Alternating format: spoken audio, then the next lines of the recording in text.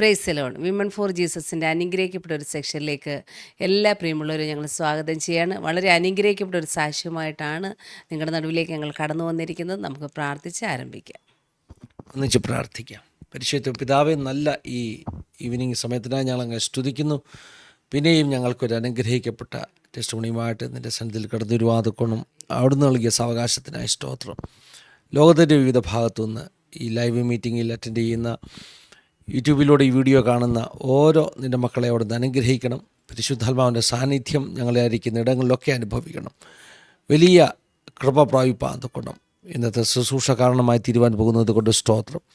പ്രത്യേകമായി ഞങ്ങളുടെ നടുവിലേക്ക് അവിടുന്ന് കൂട്ടിക്കൊണ്ടുവന്നിരിക്കുന്ന പ്രിയ നിൻ്റെ ദാസിക്കായി സ്തോത്രം ചെയ്യുന്ന കർത്താവെ, അവിടുത്തെ ആണിപ്പാടുള്ള കരങ്ങളിൽ അവിടുന്ന് ഉപയോഗിക്കണം. വൻ കാര്യങ്ങളെ അവിടുന്ന് ചെയ്യണം. ഞങ്ങളെല്ലാം മുറ്റുമായി സമർപ്പിക്കുന്നു.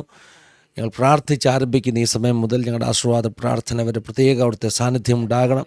ഞങ്ങളുടെ സിസ്റ്റം, നെറ്റ്വർക്ക് എല്ലാം അവിടുത്തെ കരങ്ങളിലേക്ക് ഏൽപ്പിച്ച് പ്രാർത്ഥിക്കുന്നു. ഒരു വലിയ അനുഗ്രഹമാക്കി മാറ്റിക്കാട്ട് സന്നിധിയിലേക്ക് സമർപ്പിക്കുന്നു. പ്രാർത്ഥന കേട്ട് വിടുവിച്ചിരിക്കൽ സ്തോത്രം. യേശു മൂലം താഴ്മയായി ചോദിക്കുന്നു, കേൾക്കുമാടകണമേ. ആമേൻ, ആമേൻ, ആമേൻ, ആമേൻ. വളരെ അനുഗ്രഹിക്കപ്പെട്ട ഒരു ദിവസമാണ് ദൈവം നമുക്ക് ദാനം ചെയ്തിരിക്കുന്നത്. ഇന്ന് നമുക്ക് നമ്മുടെ ഗസ്റ്റായിട്ട് കടന്നു വന്നിരിക്കുന്നത് എറണാകുളം ഫെയ്ത്ത് സിറ്റി ചർച്ചിലെ പ്രിയപ്പെട്ട ഗ്രേസി ആൻറ്റിയാണ്.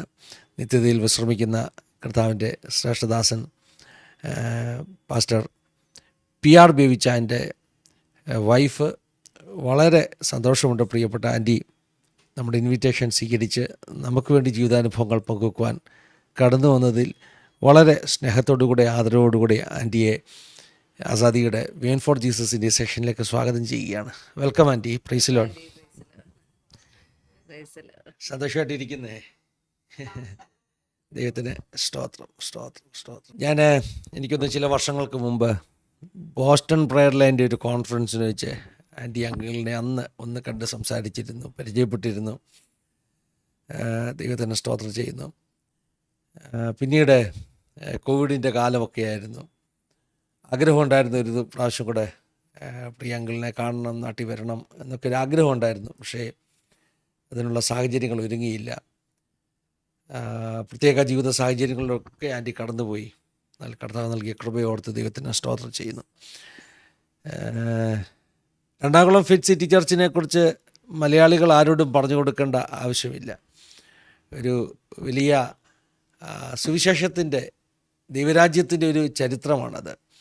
അപ്പോൾ നമ്മളിന്ന് കേൾക്കാൻ പോകുന്നത് പ്രിയപ്പെട്ട കർത്താവിൻ്റെ ദാസൻ PR ബേബിച്ചാൻ്റെ ജീവിതാനുഭവങ്ങൾ, അമ്മാമ്മയുടെ ജീവിതാനുഭവങ്ങൾ, എറണാകുളം ഫെയ്ത്ത് സിറ്റി ചർച്ച് ഇന്ന് കാണുന്ന ആ ഒരു നിലയിലേക്ക് കർത്താവ് നടത്തിയ അനുഭവങ്ങൾ, ഇതെല്ലാം നമ്മൾ കാണാൻ പോകുന്നത്. അതുകൊണ്ട് തന്നെ എനിക്കറിയാം ഒത്തിരി സമയങ്ങൾ നമുക്ക് ഈ മുഴുവൻ സാക്ഷ്യത്തിനും വേണ്ടി വരും. അധികമൊന്നും നമ്മൾ പറയുന്നില്ല അല്ലേ ആൻറ്റി? എല്ലാവർക്കും അറിയാം, ആൻറ്റിയെ പരിചയപ്പെടുത്തേണ്ട ആവശ്യമില്ല. എന്നാൽ പോലും ചെറിയ ചെറിയ കാര്യങ്ങൾ, ജനിച്ചു വളർന്ന സ്ഥലവും നിങ്ങളൊക്കെ ബേച്ചാനും ആൻറ്റിയും ഒക്കെ ബേസിക്കലി നിങ്ങൾ ഏത് ഭാഗത്തു നിന്നൊക്കെയാണ്, നിങ്ങളുടെ കുടുംബകാര്യങ്ങളൊക്കെ ഒന്ന് പറഞ്ഞു തുടങ്ങുകയാണെങ്കിൽ സന്തോഷമായിരുന്നു. Price the Lord. ദൈവനാമത്തിന് മഹത്വം ഉണ്ടാകട്ടെ. ഈ ആസാദി TVയിലെ വുമൺ ഫോർ ജീസസ് എന്ന പ്രോഗ്രാമിലേക്ക് എന്നെ ക്ഷണിച്ച ഫിന്നി യോഹന്നാൻ പാസ്റ്റർക്കും സാൻഡി സിസ്റ്റർക്കും എന്നെ കേൾക്കുന്ന എല്ലാ ശ്രോതാക്കൾക്കും വേഗം വരുന്നതിനായ യേശുക്രിസ്തുവിന്റെ നാമത്തിന് എന്റെ സ്നേഹവന്ദനം അറിയിക്കുകയാണ്. ഇങ്ങനെ ഒരു അവസരം ഒരുക്കി തന്ന ദൈവത്തിന് സകല മഹത്വവും അർപ്പിക്കുന്നു. ഞങ്ങളുടെ വീട് എറണാകുളത്ത് കാക്കനാട് എന്ന് പറഞ്ഞ സ്ഥലത്താണ്. ഇപ്പോൾ 1.5 വർഷമായിട്ട് കുഞ്ഞുങ്ങളോടുകൂടെ ഞാൻ US പോർട്ട്ലാൻഡ് എന്ന സ്ഥലത്തായിരിക്കുന്നു. എനിക്ക് 2 ആൺകുട്ടികളും അവിടെ ഭാര്യമാരും അടക്കം 4 മക്കളും 2 കൊച്ചുമക്കളുമുണ്ട്. TV പ്രോഗ്രാമിലേക്ക് ഒരു സാക്ഷ്യം പറയണമെന്ന് പറഞ്ഞപ്പോൾ എന്നോടും ദൈവാത്മാവ് സംസാരിച്ച ഒരു വചനമാണ് 1 യോഹന്നാൻ 1:1. അതിലിങ്ങനെ പറയുന്നു, ആദ്യം മുതലുള്ളതും ഞങ്ങൾ കേട്ടതും സ്വന്തം കണ്ണുകൊണ്ട് കണ്ടതും ഞങ്ങൾ നോക്കിയതും ഞങ്ങളുടെ കൈ തൊട്ടതുമായ ജീവന്റെ വചനം സംബന്ധിച്ച് ആ ജീവന്റെ വചനമാണ് യേശു എന്ന് യോഹന്നാൻ സാക്ഷ്യം പറയുന്നു. യോഹന്നാനും ശിഷ്യന്മാർക്കും ഈ യേശുവിന്റെ ഈ ലോകത്തിലെ ജീവിതം തൊട്ട് മരണ പുനരുത്ഥാനം വരെ വ്യക്തിപരമായ ഒരു ബന്ധമുണ്ടായിരുന്നു. അതുകൊണ്ടാണ് യോഹന്നാൻ ലേഖനത്തിൽ എഴുതിയത്, 4 കാര്യങ്ങളും ഞങ്ങൾ കേട്ടത്, സ്വന്തം കണ്ണുകൊണ്ട് കണ്ടത്, ഞങ്ങൾ നോക്കിയത്, ഞങ്ങളുടെ കൈ തൊട്ടതുമായ ജീവന്റെ വചനം. നമ്മുടെ ജീവിതത്തിൽ യേശു എന്ത് ചെയ്തു അതാണ് ശരിയായ സാക്ഷ്യം. അതാണ് 66-ാം സങ്കീർത്തനത്തിൽ സങ്കീർത്തനക്കാരൻ പറയുന്നത്, സകല ഭക്തന്മാരുമായുള്ളവരെ വന്ന് കേൾപ്പീൻ, അവൻ എന്റെ പ്രാണന് വേണ്ടി ചെയ്തത് ഞാൻ വിവരിക്കാം. അപ്പോൾ യേശു നമ്മിൽ എന്ത് ചെയ്തു എന്ന് മറ്റുള്ളവർ അറിയണമെങ്കിൽ നമ്മുടെ ജീവിതത്തിലെ അവർ അത് കാണണം, അറിയണം. നമുക്ക് യേശുവുമായിട്ട് വ്യക്തിപരമായ ഒരു ബന്ധമുണ്ടായിരിക്കണം. എൻ്റെ ജീവിതത്തില് യേശു കർത്താവുമായിട്ട് ഉള്ള ബന്ധത്തില് ഞാൻ കണ്ടത്, ഞാൻ അനുഭവിച്ചത്, ഞാൻ സ്വന്തം കണ്ടുകൊണ്ട് കണ്ടത്, കേട്ടത്, ഞാൻ കൈതൊട്ടതുമായ ചില ജീവിതാനുഭവങ്ങള് നിങ്ങളുമായിട്ട് ഷെയർ ചെയ്യാൻ ഞാൻ ആഗ്രഹിക്കുന്നു. ഞാൻ എൻ്റെ സാക്ഷ്യം ബാല്യകാലം വളരെ ചുരുക്കി പറയാം. ഞാൻ ജനിച്ചു വളർന്നത് കീഴിലം എന്ന സ്ഥലത്താണ്. എനിക്ക് മൂത്ത 2 ബ്രദേഴ്സും ഇളയൊരു സിസ്റ്ററുമുണ്ട്. എൻ്റെ പേരൻസ് ടീച്ചേഴ്സ് ആയിരുന്നു. അവർ പഠിപ്പിക്കുന്ന സ്കൂളിലാണ് ഞാൻ പഠിച്ചത്. അപ്പൊ എൻ്റെ മൂത്ത ബ്രദറിനെ കോളേജിൽ വിടുന്നതിനുള്ള സൗകര്യത്തിനായിട്ട് ഞാൻ 4th സ്റ്റാൻഡേർഡിൽ പഠിച്ചുകൊണ്ടിരിക്കുന്ന സമയത്ത് ഞങ്ങൾ എല്ലാവരും കോതമംഗലം എന്ന സ്ഥലത്ത് വന്ന് സെറ്റിൽഡായി. ഞാൻ ഇവാഞ്ചലിക്കൽ സഭ ബാക്ക്ഗ്രൗണ്ടിൽ ജനിച്ചു വളർത്തപ്പെട്ട വ്യക്തിയാണ്. അറിഞ്ഞ സത്യത്തില് ഉറച്ചു നിന്ന് ദൈവഭയമുള്ള മാതാപിതാക്കളാണ് ഞാൻ ജനിച്ചു വളർത്തപ്പെട്ടു. ചെറുപ്പത്തിലെ ബൈബിള് വായിക്കും, പ്രാർത്ഥിക്കും. വൈകിട്ട് ഭക്ഷണം കഴിക്കുന്നതിന് മുമ്പ് ബൈബിള് വായിച്ചോ പ്രാർത്ഥിച്ചോ എന്ന് ചോദിക്കും. അപ്പൊ നുണ പറയാൻ പറ്റത്തില്ല. അപ്പൊ ഒരു ചടങ്ങ് പോലെ അതിങ്ങനെ പോയിക്കൊണ്ടിരുന്നു. എന്നാലും ചെറുപ്പത്തിലെ യേശുവുമായിട്ട് വലിയൊരു സ്നേഹം എനിക്കുണ്ടായിരുന്നു. യേശുവിനോടൊരു സ്നേഹമുണ്ടായിരുന്നു. അങ്ങനെ ഇവാഞ്ചലിക്കൽ സഭയിൽ നിന്ന് ഉപദേശിമാര് വീട്ടിൽ വരും. അപ്പൊ അവര് പറയും രക്ഷിക്കപ്പെടണം, കർത്താവ് വരാറായി എന്നെല്ലാം പറയും. അപ്പൊ ചെറുപ്പത്തിൽ തന്നെ ഞാൻ രക്ഷിക്കപ്പെടുവാനിടയായി. ഞാൻ ഇന്നെന്ന പോലെ ഓർക്കുകയാണ്, ഞാൻ 5th സ്റ്റാൻഡേർഡിൽ പഠിച്ചുകൊണ്ടിരിക്കുന്ന സമയത്ത് എൻ്റെ കൂട്ടുകാരികളുമൊത്ത് ഞാൻ ഇന്റർവെല്ലിന്റെ സമയത്ത് പോയിരുന്ന് പുറത്തു വരുന്ന് പ്രാർത്ഥിക്കും. അവരോട് രക്ഷിക്കപ്പെടണം, കർത്താവ് വരാറായി എന്നെല്ലാം പറഞ്ഞു. പക്ഷെ അന്ന് ആ കുഞ്ഞു ഹൃദയത്തില് എൻ്റെ വിചാരം, കർത്താവ് ഇന്നോ നാളെയോ വന്നാൽ അവരാരും സ്വർഗത്തിൽ പോകില്ല. ആ ചിന്ത എന്നെ ഭരിച്ചു. അപ്പോ ദൈവം എന്നെ അന്നേ കണ്ടതുകൊണ്ട് ആയിരിക്കണം സുവിശേഷ വയൽ പ്രദേശത്ത് വലിയ വില കൊടുത്ത ഒരു ദൈവദാസനുമായിട്ട് എന്നെ കൂട്ടി യോജിപ്പിച്ചത്. 139-ാം സങ്കീർത്തനത്തിൽ ഒരു വാക്യമുണ്ട്, നിന്റെ വിചാരങ്ങൾ എനിക്ക് എത്ര ഘനമായവ, അവയുടെ ആകെ തുകയും എത്ര വലിയത്. എന്നെ കേൾക്കുന്ന ശ്രോതാക്കളോട് ഞാൻ പറയട്ടെ, നമ്മുടെ ജീവിതത്തില് ദൈവം നമ്മെ ഓരോരുത്തരും വിളിച്ച വിളി വ്യത്യസ്തമാണ്. ആ വിളിയിലേക്ക് നമ്മൾ സമർപ്പിച്ചു കൊടുക്കുകയാണെങ്കിൽ ദൈവം നമ്മളെ ഒരു മാനപാത്രമായിട്ട് പണിതെടുക്കും. ഞാൻ ചെറുപ്പത്തിലെ രക്ഷിക്കപ്പെടാൻ ഇടയായെങ്കിലും ഒരു ആത്മീയമായ ഒരു ശൂന്യതാ ബോധം എപ്പോഴും എൻ്റെ ഉള്ളിലുണ്ടായിരുന്നു, ഒരു സ്പിരിച്വൽ ഡിസ്ഫാക്ഷൻ. അങ്ങനെ ഞാൻ ഡിഗ്രിക്ക് പഠിച്ചുകൊണ്ടിരിക്കുന്ന സമയത്ത് ഞാൻ യാദൃശ്യമായിട്ട് ഒരു ബന്ധുക്കോസ് ആരാധനയ്ക്ക് കടന്നു പോകാനിടയായി. അവിടെ ചെന്നപ്പോൾ എനിക്ക് എന്തെന്നില്ലാത്ത സന്തോഷം. ആ സന്തോഷം എനിക്ക് പറഞ്ഞറിയിക്കാൻ സാധിക്കില്ല. ഇലക്ട്രിസിറ്റി ബോർഡിൽ ജോലി ചെയ്തുകൊണ്ടിരുന്ന MB ഐസക് സാറിന്റെ വീട്ടിൽ വെച്ചായിരുന്നു ആ മീറ്റിംഗ്.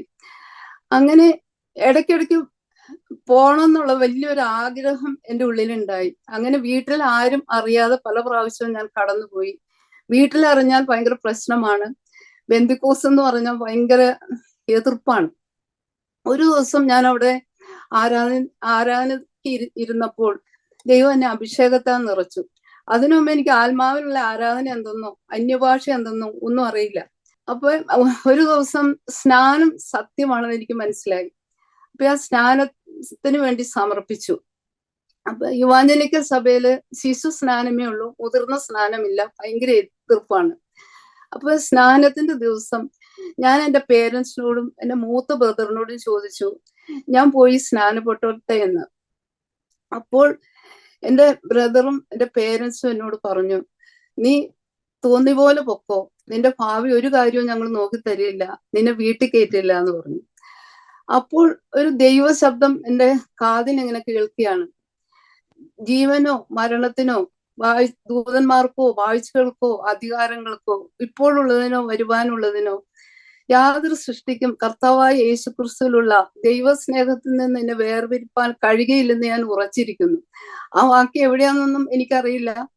പക്ഷെ ആ ശബ്ദം കേട്ടപ്പോൾ എൻ്റെ ഉള്ളിൽ വലിയൊരു ബലവും ധൈര്യവും ഒക്കെ ഉണ്ടായി.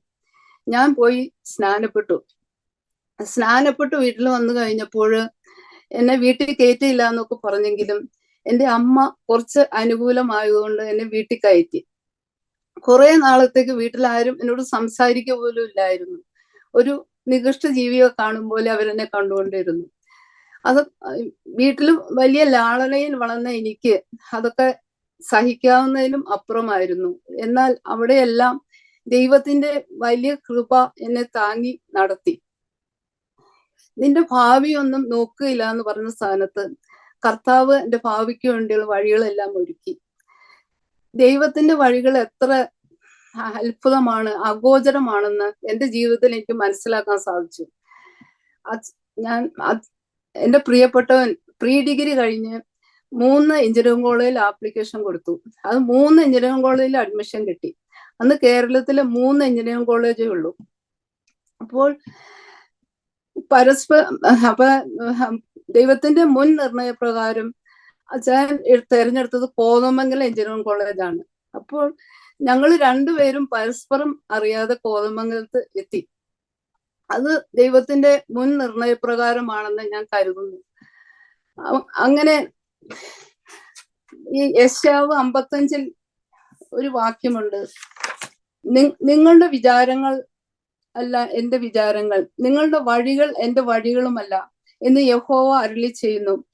ആകാശം ഭൂമിക്കും ഇതേ ഉയർന്നിരിക്കുന്നത് പോലെ എന്റെ വഴികൾ നിങ്ങളുടെ വഴികളിലും എന്റെ വിചാരങ്ങൾ നിങ്ങളുടെ വിചാരങ്ങളിലും ഉയർന്നിരിക്കുന്നു. എന്നെ കേൾക്കുന്ന പ്രിയ ശ്രോതാക്കളെ, ദൈവം നമ്മുടെ ജീവിതയാത്രയെ നടത്തിക്കൊണ്ടു വരുന്ന വഴികൾ നമുക്ക് യാദൃശ്യമായെന്ന് തോന്നിയേക്കാം. എന്നാൽ അവയുടെ ഒന്നും മഹത്വം ഉദ്ദേശമൊന്നും അപ്പം നമുക്ക് മനസ്സിലാകുകയില്ല. എന്നാൽ പിന്നത്തേതിൽ അവയെല്ലാം എത്ര ഉന്നതമായിരുന്നു, എത്ര മഹത്വകരമായിരുന്നു എന്ന് നമുക്ക് പിന്നീട് കാണുവാൻ കഴിയും. അങ്ങനെ ഇരിക്കെ ഞാൻ പ്രീ ഡിഗ്രി ഫസ്റ്റ് ഇയർ പഠിച്ചുകൊണ്ടിരിക്കുമ്പോൾ അച്ഛൻ ഇവിടെ സെക്കൻഡ് ഇയർ ആണ് എഞ്ചിനീയറിംഗ് കോളേജില്. അപ്പൊ ഒരു ദിവസം യാദൃശ്യമായിട്ട് എന്നെ കണ്ടു, ഇഷ്ടപ്പെട്ടു, വിവാഹാഭ്യർത്ഥന നടത്തി. എൻ്റെ വീട്ടിലാണെങ്കിൽ ഭയങ്കര സ്ട്രിക്റ്റ് ആയിട്ടുള്ളൊരു അന്തരീക്ഷമാണ്.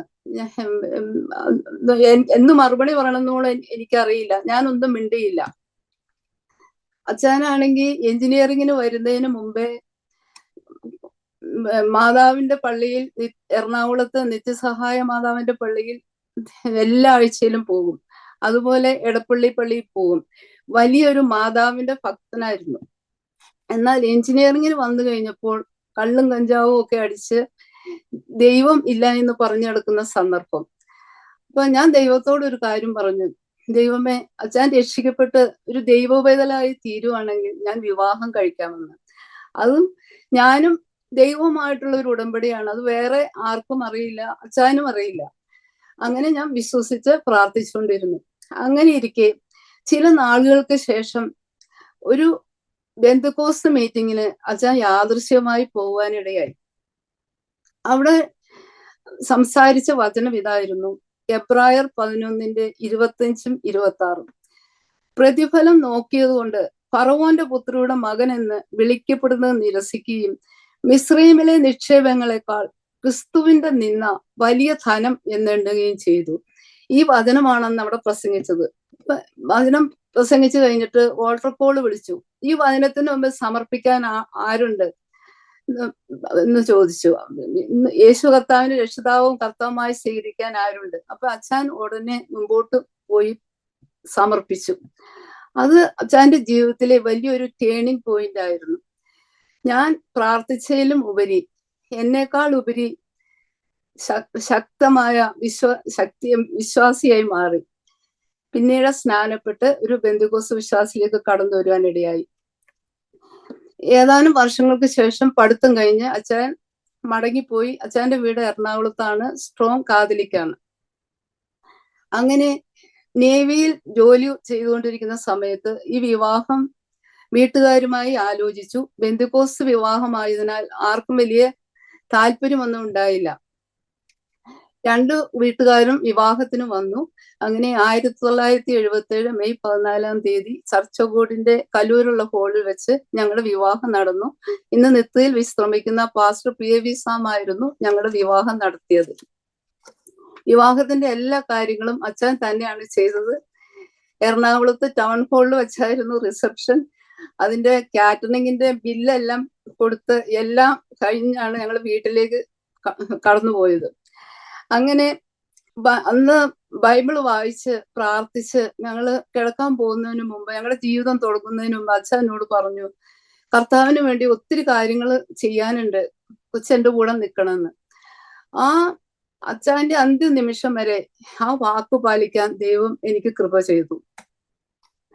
അപ്പൊ വിവാഹം കഴിഞ്ഞ് അച്ഛന്റെ വീട്ടിൽ ചെന്നപ്പോൾ അമ്മച്ചി എന്നോട് പറഞ്ഞു, മോളെ, ഞങ്ങളുടെ വിശ്വാസത്തിലേക്ക് നിങ്ങൾ വരികയല്ലാതെ ഞങ്ങൾ നിങ്ങളുടെ വിശ്വാസത്തിലേക്ക് വരുന്ന പ്രശ്നമേ ഇല്ലെന്ന് പറഞ്ഞു. അപ്പൊ ഞാൻ അമ്മച്ചിയോട് ഒന്നും മിണ്ടിയില്ല. അതുമല്ല, വീട്ടിലാണെങ്കിൽ വഴിപാടും നേർച്ചകളും ഒക്കെ ആയിട്ട് നടക്കുന്ന സ്ട്രോങ് കാത്തോലിക്ക കുടുംബം. എല്ലാ ദിവസവും വൈകിട്ട് കൊന്ത ചെല്ലും. മൂത്ത മകൻ ജിബി ജനിച്ചത് അവിടെ വെച്ചാണ്. അവനെ മടിയിലിരുത്തി അമ്മച്ചി കൊന്ത ചെല്ലും. പിന്നെ മാതാവിന്റെ ഫോട്ടോകളെല്ലാം ഇങ്ങനെ നിരത്തി വെച്ചിട്ടുണ്ട്. ആ ഫോട്ടോകളെല്ലാം മുത്തി നമസ്കരിക്കും. പക്ഷെ ആ വിശ്വാസ സംബന്ധമായി പല പ്രതികൂലങ്ങളും കൂടി അവിടെ കടന്നു പോകേണ്ടതായി വന്നു. പക്ഷെ അതെല്ലാം പ്രാർത്ഥനയോടെ കൈകാര്യം ചെയ്യുവാൻ ദൈവം ഞങ്ങൾക്ക് കൃപ തന്നു. 10 മക്കളിൽ മൂത്തതാണ് അച്ചായൻ. 6 സിസ്റ്റേഴ്സും 3 ബ്രദേഴ്സും ഉണ്ട്. അച്ചായന് വീട്ടിലെ എല്ലാ കാര്യങ്ങളും സിസ്റ്റേഴ്സിന്റെ വിവാഹം വരെ നോക്കേണ്ടതായിട്ട് വന്നു. കടുത്ത സാമ്പത്തിക ഞെരുക്കങ്ങൾ കൂടിയെല്ലാം കടന്നു പോകേണ്ടതായിട്ട് വന്നു. എന്റെ വീട്ടിലാണെങ്കിൽ ഞാൻ വലിയ ബുദ്ധിമുട്ടൊന്നും അറിഞ്ഞിട്ടുള്ള വ്യക്തിയല്ല. പക്ഷെ അവിടെയെല്ലാം സാക്ഷ്യത്തോടെ പിറുപിറുക്കാതെ ഉള്ളതുകൊണ്ട് തൃപ്തിപ്പെട്ട് ജീവിപ്പാൻ ദൈവം എനിക്ക് കൃപ തന്നു. അതെല്ലാം അവരെ ദൈവത്തോട് അടുപ്പിക്കുന്ന മുഖാന്തരങ്ങളായി മാറി. ഉൽപ്പത്തി പുസ്തകത്തില് ഫെലിസ്തർ ഇസഹാക്കിനോട് പറയുന്ന ഒരു കാര്യമുണ്ട്, യഹോവ നിന്നോട് കൂടെയുണ്ട് എന്ന് ഞങ്ങൾ സ്പഷ്ടമായി കണ്ടു എന്ന്. വലിയ പ്രസംഗത്തെക്കാളും എഫക്റ്റീവാണ് നമ്മുടെ ജീവിത സാക്ഷ്യം. നമ്മുടെ ജീവിതം കണ്ട് അനേകര് ദൈവത്തെ കാണണം, ദൈവത്തെ അറിയണം. സെക്കരിയ പ്രവചനത്തിൽ ഒരു വാക്യമുണ്ട്, ആ കാലത്ത് ജാതികളുടെ സകല ഭാഷകളിൽ നിന്നും 10 പേർ യഹൂദന്റെ വസ്ത്രാഗ്രം പിടിച്ച്, ദൈവം നിങ്ങളോട് കൂടെ ഉണ്ടെന്ന് ഞങ്ങൾ കേട്ടിരിക്കിയാൽ ഞങ്ങൾ നിങ്ങളോട് കൂടെ പോരുന്നു. നിങ്ങൾ ഞങ്ങളുടെ വിശ്വാസത്തിലേക്ക് വരികയല്ലാതെ ഞങ്ങൾ നിങ്ങളുടെ വിശ്വാസത്തിലേക്ക് വരികയില്ല എന്ന് പറഞ്ഞ അപ്പച്ചനും അമ്മച്ചിയും കുടുംബാംഗങ്ങളും പിന്നീട് രക്ഷിക്കപ്പെട്ട് സ്നാനപ്പെട്ട് ബന്ധുക്കോസ് വിശ്വാസത്തിലേക്ക് കടന്നു വന്നു. അതുപോലെ എൻ്റെ സ്നാനത്തിന് വളരെ എതിര് നിന്ന എൻ്റെ പേരൻസ് പിന്നീട് അവർ സ്നാനപ്പെടുന്നതിനും എൻ്റെ ബ്രദറും സ്നാനപ്പെടുന്നതിനും എല്ലാം ദൈവം ഇടയാക്കി. എൻ്റെ മൂത്ത ബ്രദർ അനേകരെ സ്നാനപ്പെടുത്തി കഴിഞ്ഞു, ഇപ്പോഴും സ്നാനപ്പെടുത്തിക്കൊണ്ട് ഇരിക്കുന്നു. അപ്പൊ ഒരു ഭവനത്തിലെ ഒരു വ്യക്തി വിശ്വാസത്തിന് വേണ്ടി വില കൊടുത്താൽ ഒരു കുളമ്പടി പോലും ശേഷിപ്പിക്കാതെ കൂട്ടിച്ചേർക്കുന്ന ദൈവം എത്ര വിശ്വസ്തനാണ്. ഹല്ലേലൂയ. എന്നെ കേൾക്കുന്ന ശ്രോതാക്കളോട് ഞാൻ പറയട്ടെ, നിങ്ങൾ തനിയെ വിശ്വാസമുള്ളൂ എന്ന് നിങ്ങൾ പറയുന്നുവെങ്കിൽ നിങ്ങൾ ഭാരപ്പെടണ്ട. നിങ്ങൾ ദൈവസന്നിധിയിൽ പ്രാർത്ഥിക്ക്, ദൈവം അത്ഭുതം പ്രവർത്തിക്കും. മറ്റുള്ളവരെയും കൂടി നിങ്ങൾ വിശ്വാസത്തിലേക്ക് കൂട്ടിച്ചേർക്കും. എന്റെ അനുഭവമാണിത്. മത്തായിയുടെ സുവിശേഷത്തിൽ ഒരു വാക്യമുണ്ട്, മുൻപേ അവന്റെ രാജ്യവും നീതിയും അന്വേഷിപ്പീൻ, അതോടുകൂടി ഇതൊക്കെയും നിങ്ങൾക്ക് കിട്ടും. ഞങ്ങളുടെ ജീവിതത്തില് ലിറ്ററലി ആയിട്ട് 100% അനുഭവിച്ചറിഞ്ഞൊരു വാക്യമാണിത്. അച്ഛൻ വൈകിട്ട് ജോലി കഴിഞ്ഞാൽ ഓഫീസിൽ നിന്ന് വന്നാൽ ഞങ്ങൾ ഒരുമിച്ച് ഹൗസ് വിസിറ്റിങ്ങിനും പ്രെയർ മീറ്റിങ്ങിനും ഒക്കെ കടന്നു പോകും. അപ്പോൾ അന്നേരം കുഞ്ഞുങ്ങൾ 4ാം സ്റ്റാൻഡേർഡിലും 2ാം സ്റ്റാൻഡേർഡിലും ഒക്കെ പഠിക്കുന്ന സമയമാണ്. അപ്പൊ അവരുടെ ഫുഡ് മേശപ്പുറത്ത് എടുത്തു വെച്ച് വീട് ലോക്ക് ചെയ്ത് ഞങ്ങൾ കടന്നു പോകും. ഞങ്ങൾ തിരിച്ചു വരുമ്പോ മിക്കവാറും ലേറ്റ് ആവും. കുഞ്ഞുങ്ങള് മിക്കവാറും ഭക്ഷണം കഴിക്കാതെ ഉറങ്ങിയിരിക്കും. പലപ്പോഴും സ്ഥിതി ഇങ്ങനെയാണ്. ഇപ്പൊ കുഞ്ഞുങ്ങളെ പബ്ലിക് എക്സാമിനേഷന്റെ തലേദിവസം പോലും ഞങ്ങൾ വീട്ടിലിരിക്കാറില്ല. അച്ഛൻ ശുശ്രൂഷയ്ക്ക് പോകുമ്പോൾ എപ്പോഴും ഞാനും കൂടെ ഉണ്ടാവണമെന്ന് വളരെ നിർബന്ധമാണ്. തനിയെ ഒരിടത്തും അച്ഛൻ ശുശ്രൂഷയ്ക്ക് പോകത്തില്ല, ഇഷ്ടമല്ല. ഞാൻ ഒത്തിരി കാര്യങ്ങൾ അഡ്ജസ്റ്റ് ചെയ്തിട്ടാണ് അച്ഛൻ്റെ കൂടെ പോകുന്നത്. അന്ന് എനിക്ക് സെർവൻസ് ഒന്നുമില്ല. ബഹുമാനപ്പെട്ട പിന്നെയോ ഞാൻ പാസ്റ്റർ സാൻഡി സിസ്റ്ററും ശുശ്രൂഷയിൽ ഇങ്ങനെ ഒരുമിച്ച് നിൽക്കുന്നത് കണ്ടപ്പോൾ എനിക്ക് ഒത്തിരി സന്തോഷം തോന്നി. ഞങ്ങളും ഇങ്ങനെയായിരുന്നു.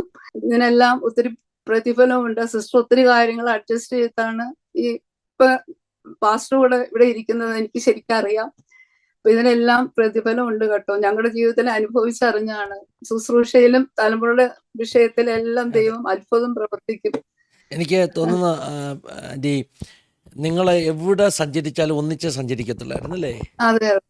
കാരണം ബോംബെയിൽ ഒരു പ്രാവശ്യം അന്തേരിയിലൊരു മീറ്റിങ്ങിന് വന്നപ്പം പി ആർ ബോയിച്ചാന് അമ്മാമ്മയും കൂടെ ഒന്നിച്ച് ഒരു സ്റ്റേജിൽ പാടിയതൊക്കെ ഞാൻ ഓർക്കുന്നുണ്ട്. നിങ്ങൾ ആദ്യം ഒരു പാട്ടൊക്കെ ഒന്നിച്ച് പാടി. അന്ന് ബോയിച്ചാൻ പറയുകയും ചെയ്തു, ഇതുപോലെ എവിടെ പോയാലും, ലോകത്തിൻ്റെ എവിടെ പോയാലും ഒന്നിച്ചേ സഞ്ചരിക്കത്തുള്ളൂ എന്ന് പറയാനിടയെത്തുന്നു. അല്ലെങ്കിൽ അച്ഛൻ പോകത്തില്ല. അങ്ങനത്തെ ഒരു ആറ്റിറ്റ്യൂഡ്. അപ്പൊ കുഞ്ഞുങ്ങളുടെ പഠന കാര്യങ്ങളോ ആഹാര കാര്യങ്ങളോ ഒന്നും നന്നായിട്ട് നോക്കാൻ ഞങ്ങൾക്ക് കഴിഞ്ഞിട്ടില്ല. അപ്പോൾ ദൈവം നമുക്ക് ഒരിക്കലും കടക്കാരനല്ല. അന്ന് എന്റെ ജീവിതത്തിലും അനുഭവിച്ചറിയാൻ ദൈവം ഇടയാക്കി. ഞങ്ങളുടെ മൂത്ത മോൻ ജിബി എഞ്ചിനീയറിംഗ് കഴിഞ്ഞ് വേൾഡിലെ 5th റേറ്റിംഗ് ഉള്ള കാലിഫോർണിയ യൂണിവേഴ്സിറ്റിയിൽ നിന്നും 5 പോസ്റ്റ് ഗ്രാജുവേഷനും PhDയും എടുത്തു. അതുപോലെ ഞങ്ങളുടെ ഇളയ മകൻ ജിജു എഞ്ചിനീയറിംഗ് കഴിഞ്ഞ് മെൽബണിൽ ഡീക്കൻ യൂണിവേഴ്സിറ്റിയിൽ പോയി 2 MS അമേരിക്ക വന്ന് MBAയും എടുത്തു. ഞാൻ ഡിഗ്രിയുടെ മഹത്വം പറയാനല്ല, ദൈവം നമ്മൾ സ്വപ്നത്തിൽ പോലും വിചാരിക്കാത്ത കാര്യങ്ങളാണ് ചെയ്തു തന്നത്. ദൈവം ആർക്കും കടക്കാരനല്ല. മുൻപേ അവന്റെ രാജ്യവും നീതി അന്വേഷിപ്പീൻ, അതോടെ ഇതൊക്കെയും കിട്ടും നമ്മൾ വായിച്ചിങ്ങനെ വിടും. പക്ഷെ അത് നമ്മുടെ ജീവിതത്തിൽ അനുഭവിച്ചറിയുമ്പോഴാണ് അതിന്റെ മാധുര്യം നമ്മൾ മനസ്സിലാക്കുന്നത്. അതുകൊണ്ട് ദൈവം ആർക്കും കടക്കാരനല്ല.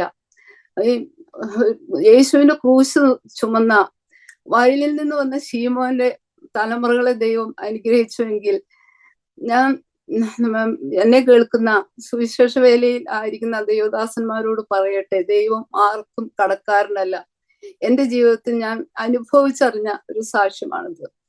അതുപോലെ ആഹാര കാര്യങ്ങളിലും അവരെ ശരിക്കും നോക്കാൻ ഞങ്ങൾക്ക് പറ്റിയിട്ടില്ല.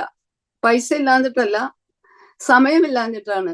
പക്ഷെ ദൈവം അവരെ പുലർത്തിയപ്പോൾ അവർക്ക് ദൈവം നല്ല ഹൈറ്റ് കൊടുത്തു, നല്ല വെയിറ്റ് കൊടുത്തു. ദൈവം പുലർത്തിയപ്പോൾ ഒന്നിനും കുറവില്ലാതെയാണ് അവരെ നടത്തിയത്. മൂത്ത മോനാണെങ്കിൽ 6 അടിയോളം പൊക്കമുണ്ട്, ഇളയ മോനും അത്രയുണ്ട്. ഞങ്ങളാകെ 2 പേരും 5 അടി 2 ഇഞ്ചൊക്കെ ഉള്ളൂ. അപ്പൊ ദൈവം പുലർത്തിയപ്പോ നമ്മൾ പുലർത്തുന്നതിലും ശ്രേഷ്ഠകരമായിട്ടാണ് ദൈവം പുലർത്തിയത്. 1993 ഞങ്ങൾ ആരാധിച്ചിരുന്ന സഭയിലെ കസ്തുദാസൻ പാസ്റ്റർ MB ഐസക് നിത്യതയിൽ ചേർക്കപ്പെട്ടു. അന്ന് ഞങ്ങൾ 5 കുടുംബങ്ങളായിട്ടാണ് ആരാധിച്ചിരുന്നത്.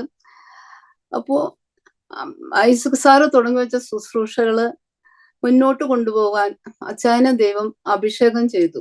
അങ്ങനെ അച്ചായൻ സഭാ ശുശ്രൂഷ ഏറ്റെടുത്തു. അന്നേരം ജോലിയും ചെയ്യുന്നുണ്ടായിരുന്നു. അച്ചാൻ ശുശ്രൂഷ ഏറ്റെടുത്തു കഴിഞ്ഞ് 1.5 മാസത്തോളം ഒരു ആത്മാക്കളും കടന്നു വന്നില്ല. ഞാൻ കുത്തിയിരുന്ന് കരഞ്ഞ് പ്രാർത്ഥിച്ച ദിവസങ്ങളുണ്ട്. പക്ഷെ അത് കഴിഞ്ഞതോടുകൂടി ആത്മാക്കളുടെ ഒഴുക്കായി. 1.5 വർഷത്തിനുള്ളില് ആ ഹോള് മുഴുവനും നിറഞ്ഞു.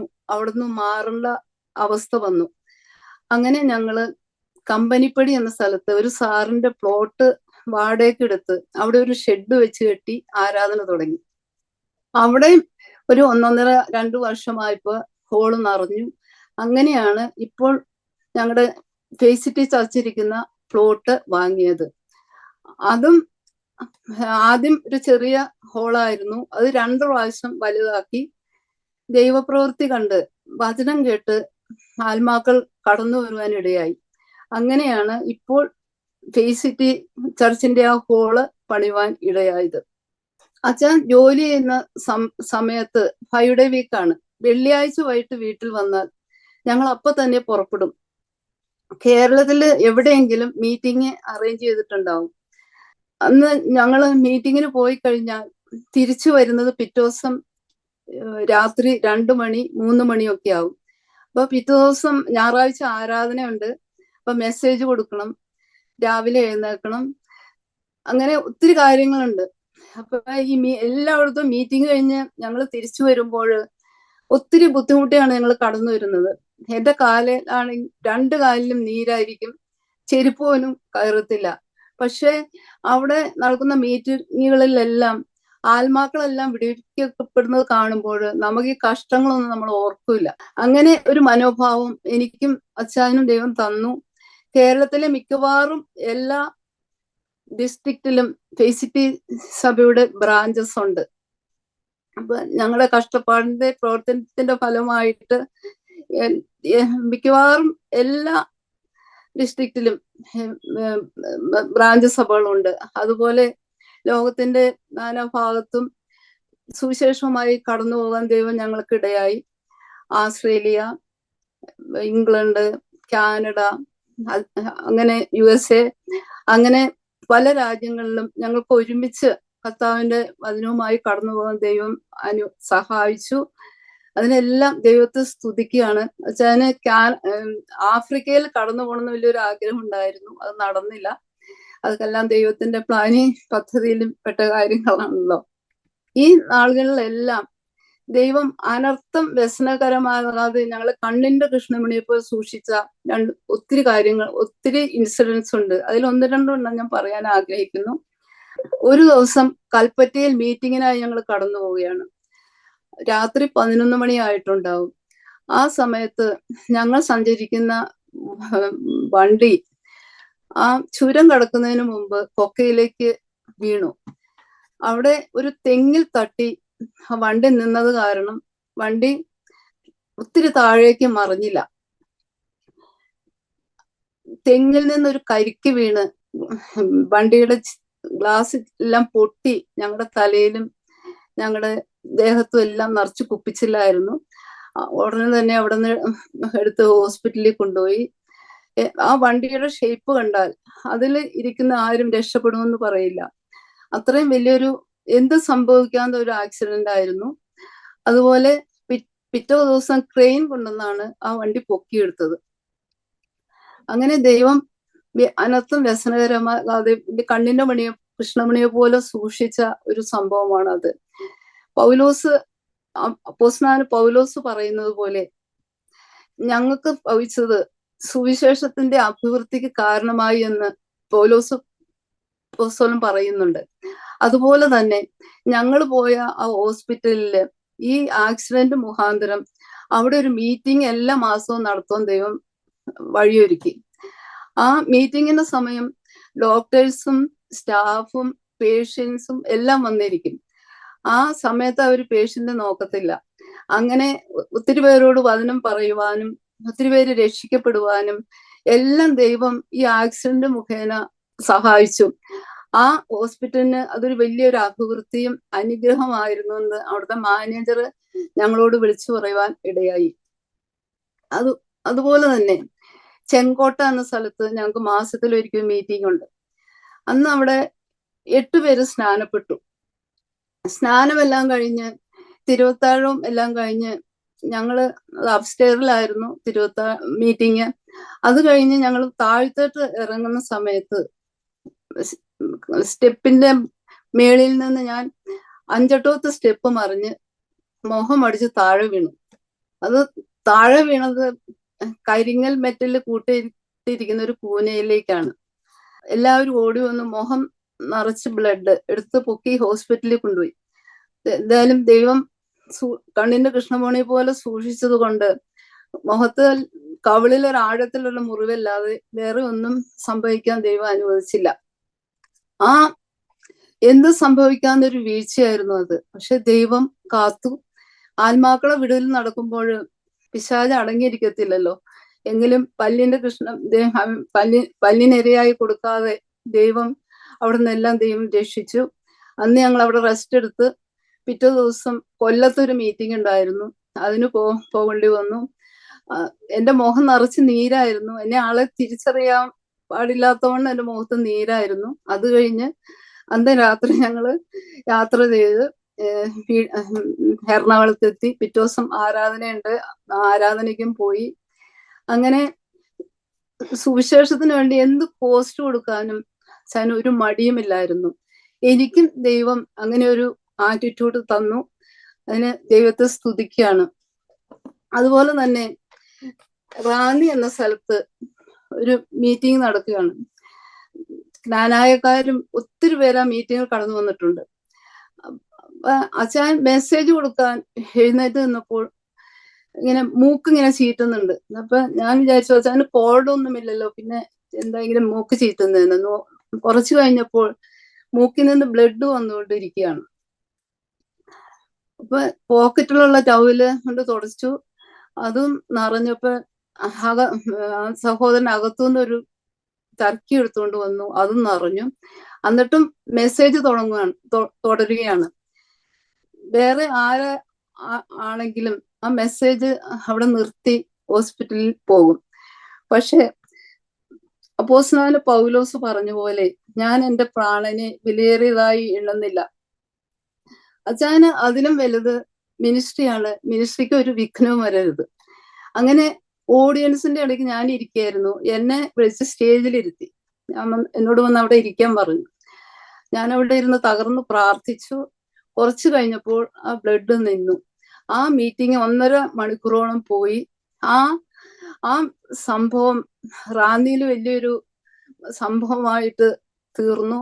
ഞങ്ങളുടെ വിശ്വാസം കണ്ടിട്ട് പലരും വിശ്വാസം വർദ്ധിക്കാനിടയായി. കുറെ പേര് ആ മീറ്റിങ്ങിൽ രക്ഷിക്കപ്പെട്ടു. അങ്ങനെ വലിയൊരു വിജയമായ ഒരു മീറ്റിംഗ് ആയിരുന്നു ആ റാന്നിയിൽ നടന്നത്. അങ്ങനെ ദൈവം അവിടെ എല്ലാം ഞങ്ങളെ കണ്ണിന്റെ കൃഷ്ണമണി പോലെ കാത്തു. സുവിശേഷത്തിന് വേണ്ടി ഒത്തിരി കോസ്റ്റ് കൊടുത്തിട്ടുണ്ട്. അതെല്ലാം പറയാൻ പോയ ദിവസങ്ങൾ വേണ്ടിവരും. അച്ഛൻ രക്ഷിക്കപ്പെട്ട സമയങ്ങളിൽ തന്നെ ശുശ്രൂഷയെ കുറിച്ചുള്ളൊരു ബ്ലൂ പ്രിന്റ് അച്ഛൻ്റെ ദൈവം കൊടുത്തിരുന്നു. അതെല്ലാം തന്നെ നിറവേറപ്പെടുവാൻ ദൈവം ഇടയാക്കി. ഞങ്ങളുടെ ശുശ്രൂഷയിൽ ഒത്തിരി ഞങ്ങളെ ഇൻഫ്ലുവൻസ് ചെയ്ത ഒരു വ്യക്തിയായിരുന്നു നിത്യതയിൽ വിശ്രമിക്കുന്ന വാര്യാപുരം യോനാച്ചായൻ. ശുശ്രൂഷയെ കുറിച്ച് പറഞ്ഞിട്ടുള്ള ഒത്തിരി കാര്യങ്ങള് അതെല്ലാം നടക്കുവാൻ ദൈവം കൃപ ചെയ്തു. അതുപോലെ അച്ഛൻ ശുശ്രൂഷ ഏറ്റെടുത്ത സമയത്ത് ദൈവത്തോട് ചോദിച്ച ഒരു കാര്യമാണ്, ഈ ചർച്ചിൽ കാലുകുത്തുന്നവർ അനുഗ്രഹിക്കപ്പെടണമെന്ന്. ദൈവം അതുപോലെ തന്നെ ചെയ്തു. ചർച്ചിൽ കടന്നു വരുന്നവര്, നാനാ രോഗങ്ങളാൽ ഭാരപ്പെടുന്നവര്, ജപ്തി നോട്ടീസുമായി കടന്നു വരുന്നവര്, കുഞ്ഞുങ്ങളുടെ വിഷയങ്ങളിൽ ഭാരപ്പെടുന്നവര്, അങ്ങനെ മനസ്സമാധാനമില്ലാതെ ആത്മഹത്യക്ക് ശ്രമിക്കുന്നവര്, അങ്ങനെ ഉള്ള വ്യക്തികളാണ് ചർച്ചിൽ കടന്നു വന്നിരുന്നത്. പക്ഷേ അവര് ആരാധനയിൽ മുടങ്ങാതെ പങ്കെടുത്ത് കുറെ കഴിയുമ്പോഴേക്ക് അവരുടെ ജീവിതത്തിൽ ആത്മീയമായും ഭൗതികമായും ശാരീരികമായും മാനസികമായും ഒക്കെ അവർ പടിപടിയായി ഉയർന്നു വരുന്നത് എന്റെ കണ്ണുകൊണ്ട് കാണാൻ ദൈവം എനിക്ക് ഭാഗ്യം ലഭിച്ചു. അച്ഛൻ്റെ ശുശ്രൂഷയില് ഒത്തിരി ക്യാൻസർ സുഖമാകുന്നത്, ട്യൂമർ മാറിപ്പോകുന്നത്, കടബാധ്യതകളാൽ ഉള്ളവർക്ക് അതിന് വിടുവിക്കപ്പെടുന്നത്, രോഗങ്ങളാൽ ഭാരപ്പെടുന്നവര്, സാമ്പത്തിക വിഷയങ്ങളില് ബുദ്ധിമുട്ടുന്നവര്, ഭൂതബാധിതർക്ക് വിടുതൽ, അങ്ങനെ ഒത്തിരി കാര്യങ്ങൾ കാണാൻ ദൈവം എനിക്ക് ഭാഗ്യം തന്നു. ഞങ്ങളുടെ സഭയില് ബെന്തിക്കോസിൽ ജനിച്ചതെന്ന് പറയാൻ വിരലിൽ എണ്ണാവുന്നവർ മാത്രമേ ഉള്ളൂ. എല്ലാം ഇങ്ങനെ വന്ന വ്യക്തികളാണ്. ഞങ്ങളുടെ ചർച്ചില് വിദേശത്തും ഒക്കെ ആയിട്ട് പഠിക്കുന്നതും ജോലി ചെയ്യുന്ന ഒത്തിരി കുഞ്ഞുങ്ങളുണ്ട്. പക്ഷെ അവർ ചർച്ചിൽ കടന്നു വരുമ്പോൾ ആവറേജ് സ്റ്റുഡൻസ് പോലും അല്ല. പക്ഷെ അവര് ദൈവവചനം കേൾക്കുമ്പോൾ, ആരാധനയിൽ പങ്കെടുക്കുമ്പോൾ അവരുടെ ജീവിതത്തിൽ വലിയൊരു ബ്രേക്ക് ത്രൂ സംഭവിക്കും. അങ്ങനെ ചർച്ചയിൽ നിന്ന് അനേകം പേര് വിദേശങ്ങളിൽ ജോലി ചെയ്യുന്നവരും പഠിക്കുന്നവരുമുണ്ട്. ഞങ്ങളുടെ ചർച്ചയിൽ നിന്ന് ആദ്യമായിട്ട് വിദേശത്ത് പോയത് ഞങ്ങളുടെ മകൻ ജിബിയാണ്. അപ്പൊ അച്ഛന് വലിയൊരു ആഗ്രഹമായിരുന്നു ചർച്ചിൽ ഉള്ള ബാക്കി കുഞ്ഞുങ്ങളെ വിദേശത്ത് വിടണമെന്ന്. അപ്പൊ പേരൻസ് അച്ഛനോട് ചോദിക്കും, അത് ഞങ്ങളെ കൊണ്ട് എങ്ങനെ നടക്കാനോ പാസ്റ്ററെ? അപ്പൊ അച്ഛൻ പറയും അത് ആനക്കാര്യമൊന്നുമല്ല. അപ്പൊ അതിന്റെ കാര്യങ്ങളൊക്കെ പറഞ്ഞു കൊടുക്കും. അങ്ങനെ ഒത്തിരി പേര് വിദേശത്ത് പോയിട്ടുണ്ട്. അച്ഛൻ പ്രാക്ടിക്കൽ ആകാത്ത ഒരു കാര്യം പോലും പ്രസംഗിക്കാറില്ല. 1993 5 കുടുംബങ്ങളായി തുടങ്ങിയ ചർച്ചിൽ ഇന്ന് ആയിരക്കണക്കിന് വിശ്വാസികൾ ആരാധിക്കുന്നു. ഇന്ന് അവിടുത്തെ ശുശ്രൂഷകളെല്ലാം ഏറ്റെടുത്ത് നടത്തുന്നത് പാസ്റ്റർ ബാബു ജോൺ ആണ്. ശുശ്രൂഷയിൽ ഒത്തിരി അത്ഭുത വിടുതലുകൾ കാണാൻ ദൈവം എനിക്ക് ഭാഗ്യം തന്നിട്ടുണ്ട്. എന്നെ കേൾക്കുന്ന ശ്രോതാക്കളോട് ഞാൻ പറയട്ടെ, ഈ ദൈവത്തെ പോലെ വലിയൊരു ദൈവം ഇല്ല. ഈ ദൈവത്തെ പിൻപറ്റുവാൻ ഇടയായത് എൻ്റെ ജീവിതത്തിലെ ഒരു മഹൽ ഭാഗ്യമായിട്ട് ഞാൻ കരുതുന്നു. ഏത് വിഷയത്തിനും ദൈവത്തിന്റെ സന്നിധിയിൽ പരിഹാരമുണ്ട്. ഞാൻ എൻ്റെ ജീവിതത്തിൽ ഞാൻ കണ്ട ചില അത്ഭുത വിടുതലുകൾ നിങ്ങൾക്ക് വേണ്ടി ദൈവനാമ മഹത്വത്തിന് വേണ്ടി ഞാൻ പറയുവാൻ ആഗ്രഹിക്കുന്നു. ശുശ്രൂഷയിൽ ഭൂതബാധയാൽ വലഞ്ഞവർക്ക് അത്ഭുത വിടുതൽ കിട്ടുന്നത് ഞാൻ കണ്ടിട്ടുണ്ട്. ഒരു ഞായറാഴ്ച സഭായോഗത്തിന് വെള്ളൂരിൽ നിന്നൊരു സിസ്റ്റർ കടന്നു വരാനിടയായി. ആ സിസ്റ്ററിന്റെ നാക്ക് മുഴുവനും വായുടെ പുറത്താണ്. നമ്മൾ കണ്ട ഭയം തോന്നും. നാക്കിന് എത്ര നീട്ടമുണ്ടോ എന്ന് നമ്മൾ ചിന്തിക്കും. ആ സിസ്റ്റർ ആരാധനയ്ക്ക് വന്നിട്ട് ഹോളിലേക്ക് എന്ത് ചെയ്താൽ കയറുന്നില്ല. അപ്പോൾ കൂടെ വന്നവര് പിടിച്ചു വലിച്ചു കൊണ്ടുവന്ന് ഫ്രണ്ടിലിരുത്തി. ആരാധനയുടെ ഇടയില് അവർക്ക് ഭയങ്കര അസ്വസ്ഥമായിട്ടാണ് അവിടെ ഇരുന്നിരുന്നത്. പല ആംഗ്യങ്ങളും ഒക്കെ കാണിക്കുന്നുണ്ടായിരുന്നു. ആരാധന കഴിഞ്ഞ് അച്ഛൻ ചെന്ന് അവിടെ തലയിൽ കൈവച്ച് ശാസിച്ച് പ്രാർത്ഥിച്ചു. ആ നിമിഷം ആ നാക്ക് വായുടെ അകത്തേക്ക് പോയി. ദൈവം എത്ര വിശ്വസനാണ്. ദൈവം അത്ഭുതങ്ങളുടെ ദൈവമാണ്. ഞങ്ങൾ ജീവിതത്തിൽ അത് കണ്ട് അറിയുവാൻ ദൈവം ഞങ്ങൾക്ക് ഇടയാക്കി. അതുപോലെ തന്നെ തൃശ്ശൂരിനടുത്ത് ഒരു ചർച്ചില് ഒരു മീറ്റിംഗ് നടക്കുകയാണ്. 21 ദിവസത്തെ ഫാസ്റ്റിംഗ് പ്രയർ ആണ്. അതില് മെസ്സേജ് കൊടുക്കാൻ അച്ഛനെ വിളിച്ചിരുന്നു. വലിയൊരു ചർച്ചാണ്, കുറെ അംഗങ്ങളുള്ള ചർച്ചാണ്. അപ്പോ അച്ഛൻ മെസ്സേജ് കൊടുക്കാൻ എഴുന്നേറ്റ് ഇത് കഴിഞ്ഞപ്പോ ഒരു ചെറുപ്പക്കാരൻ മൂലയ്ക്ക് ഇരുന്ന് പല ആംഗ്യങ്ങളും എല്ലാം കാണിക്കുന്നുണ്ട്.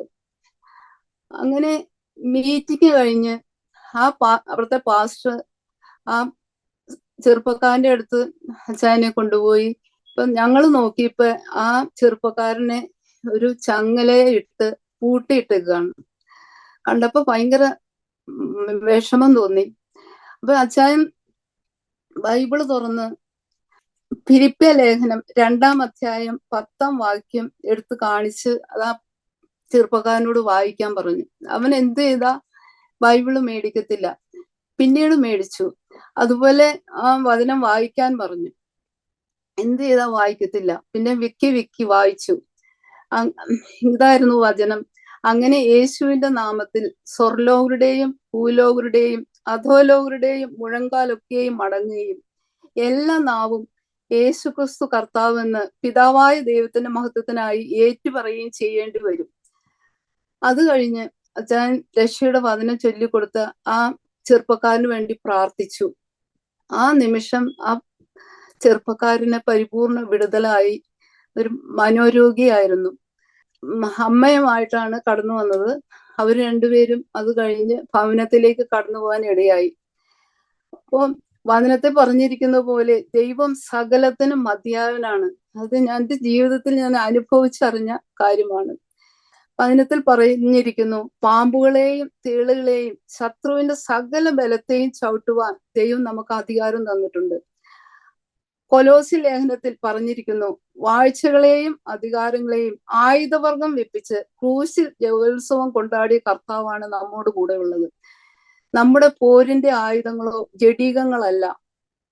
കോട്ടകളെ തകർപ്പാൻ ഇടിപ്പാൻ ദൈവസന്നിധി ശക്തിയുള്ളവ തന്നെ. ബന്ധനത്തിൽ കിടക്കുന്നവരെ വിടുവിക്കുന്നുള്ള അധികാരം എല്ലാം ദൈവം നമ്മുടെ മേൽ പകർന്നിട്ടുണ്ട്. യെശയ്യാവ് 61 പറഞ്ഞിരിക്കുന്ന പോലെ തകർന്നിരിക്കുന്നവരെ മുറിവ് കെട്ടുവാൻ, തടവുകാർക്ക് വിടുതല്, ബദ്ധന്മാർക്ക് സ്വാതന്ത്ര്യം അറിയിക്കുവാൻ ഇതെല്ലാം ദൈവം നമ്മെ ഓരോരുത്തരെയും വിളിച്ചത് എന്ന ചിന്ത നമ്മൾ പലരും മറന്നു പോവുകയാണ്. അങ്ങനെ ഒരു അത്ഭുത വിടുതല് അവിടെ കാണുവാൻ ദൈവം സഹായിച്ചു. അതുപോലെ പരിശുദ്ധാത്മാവിന്റെ ഗൈഡൻസിൽ നാം ഓരോ നിമിഷം തോറും ആയിരിക്കുമ്പോൾ ദൈവത്തിന്റെ വലിയ നടത്തിപ്പുകള്, വലിയ അത്ഭുത പ്രവൃത്തികൾ നമ്മുടെ ജീവിതത്തിൽ കാണാൻ കഴിയും. ഞങ്ങൾ കണ്ട ഒരു അത്ഭുത പ്രവൃത്തി ഞാൻ പറയാൻ ആഗ്രഹിക്കുന്നു. ഒരു ദിവസം ഒരു തിരുവല്ലായിൽ ഒരു മീറ്റിംഗ് കഴിഞ്ഞ് വരുമ്പോൾ രാത്രി 11 മണിയായിട്ടുണ്ടാവും. ഞങ്ങളുടെ വീട്ടിലേക്കുള്ള, എറണാകുളത്തേക്കുള്ള വഴിയിലേക്കല്ല, വേറൊരു വഴിയിലേക്ക് വണ്ടി വിടാൻ അച്ഛൻ വണ്ടി ഓടിക്കുന്ന സഹോദരനോട് പറഞ്ഞു. അന്ന് നല്ല ടയേർഡാണ്. പിറ്റേ ദിവസം സഭായോഗമുണ്ട്.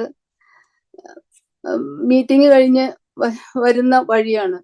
പക്ഷെ ദൈവാത്മാവ് പറഞ്ഞപ്പോൾ അച്ഛൻ അത് അനുസരിച്ച് ആ വണ്ടി വേറെ വഴിയിലേക്ക് വിട്ടു. അങ്ങനെ കുറെ വളവും എല്ലാം തിരിഞ്ഞ് കുറെ പോയപ്പോൾ ഒരു വീടിന്റെ ഗേറ്റിന്റെ അവിടെ വണ്ടി നിർത്താൻ പറഞ്ഞു. അവിടെ നിർത്തി കഴിഞ്ഞ് ഗേറ്റിൽ മുട്ടി. അപ്പൊ ആ വീട്ടിലെ ഗ്രഹനാഥൻ കടന്നു വന്നു. അപ്പോ അച്ഛനെ കുറിച്ച് കേട്ടിട്ടുണ്ട്, കണ്ടിട്ടില്ല. അപ്പൊ അച്ഛൻ പറഞ്ഞു, ഞാൻ പാസ്റ്റർ PR ബേബി ആണെന്ന് പറഞ്ഞു. അങ്ങനെ ഗേറ്റ് തുറന്ന് അകത്ത് കയറ്റിയിരുത്തി അവരുമായിട്ട് സംസാരിച്ചപ്പോൾ അവര് പറയുകയാണ്, പാസ്റ്റർ രാത്രിയിൽ ഇവിടെ വന്നില്ലായിരുന്നുവെങ്കിൽ ഞങ്ങൾ 3 പേരും ഈ ലോകത്തിൽ കാണത്തില്ല എന്ന്. ഭാര്യയും ഭർത്താവും ഒരു മോളുമുണ്ട്.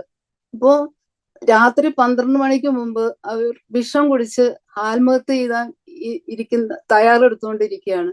ആ സമയത്താണ് ഞങ്ങൾ അവിടെ കയറി ചെന്നത്. അപ്പോ ഞങ്ങൾ അന്ന് അവിടെ ചെന്നില്ലായിരുന്നുവെങ്കിൽ ഈ 3 പേരും ലോകത്തിൽ നിന്ന് മാറ്റപ്പെട്ടേനെ. പേപ്പറിൽ വലിയ അക്ഷരത്തില് എല്ലാം സംഭവം വന്നേനെ. അങ്ങനെ അവരുമായിട്ട് കുറച്ചു നേരം അച്ഛൻ സംസാരിച്ചിട്ട് അവരോട് പറഞ്ഞു, നിങ്ങള് രാവിലെ വരെ ഒന്ന് വെയിറ്റ് ചെയ്യേ, ഇപ്പൊ ദൈവം ഈ വിഷയത്തിന് അത്ഭുത പരിഹാരം ഉണ്ടാക്കുമെന്ന് പറഞ്ഞു. സാമ്പത്തിക വിഷയമാണ്.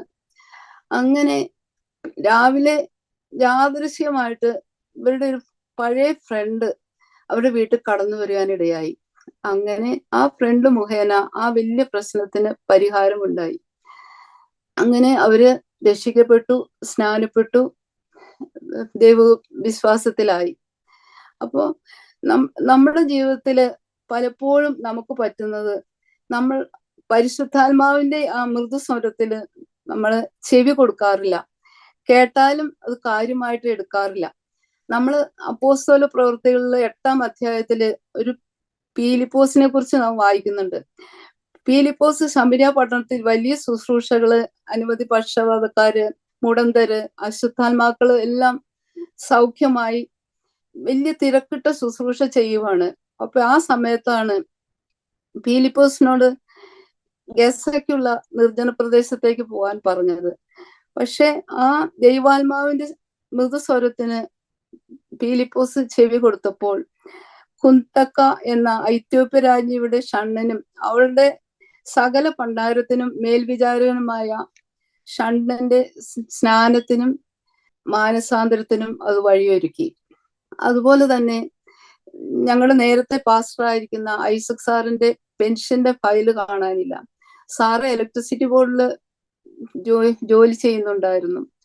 അങ്ങനെ വീട്ടിൽ പ്രാർത്ഥിക്കാൻ വന്നപ്പോ അച്ചായൻ പറഞ്ഞു, തിരുവനന്തപുരത്ത് ചെന്ന് ത്രിവിക്രമൻ എന്ന ഒരു ക്ലർക്കിനെ കാണണം. അങ്ങനെ ഫസ്റ്റ് ഫ്ലോറില് 2ാമത്തെ കബോർഡില് 3ാമത്തെ തട്ടില് 4ാമത്തെ ഫയലിന്റെ അടിയിൽ ഈ ഫയൽ ഇരിപ്പുണ്ടാവും. ചെന്ന് നോക്കണം എന്ന് പറഞ്ഞു. അവിടെ നോക്കണം എന്ന് പറഞ്ഞു. അങ്ങനെ ഐസക് സാറ് തിരുവനന്തപുരത്ത് ചെന്നു. ഒരു ക്ലർക്കിനെ കണ്ടു, പേര് ചോദിച്ചു, ത്രിവിക്രമനാന്ന് പറഞ്ഞു. അങ്ങനെ ആ ക്ലർക്കിനോട്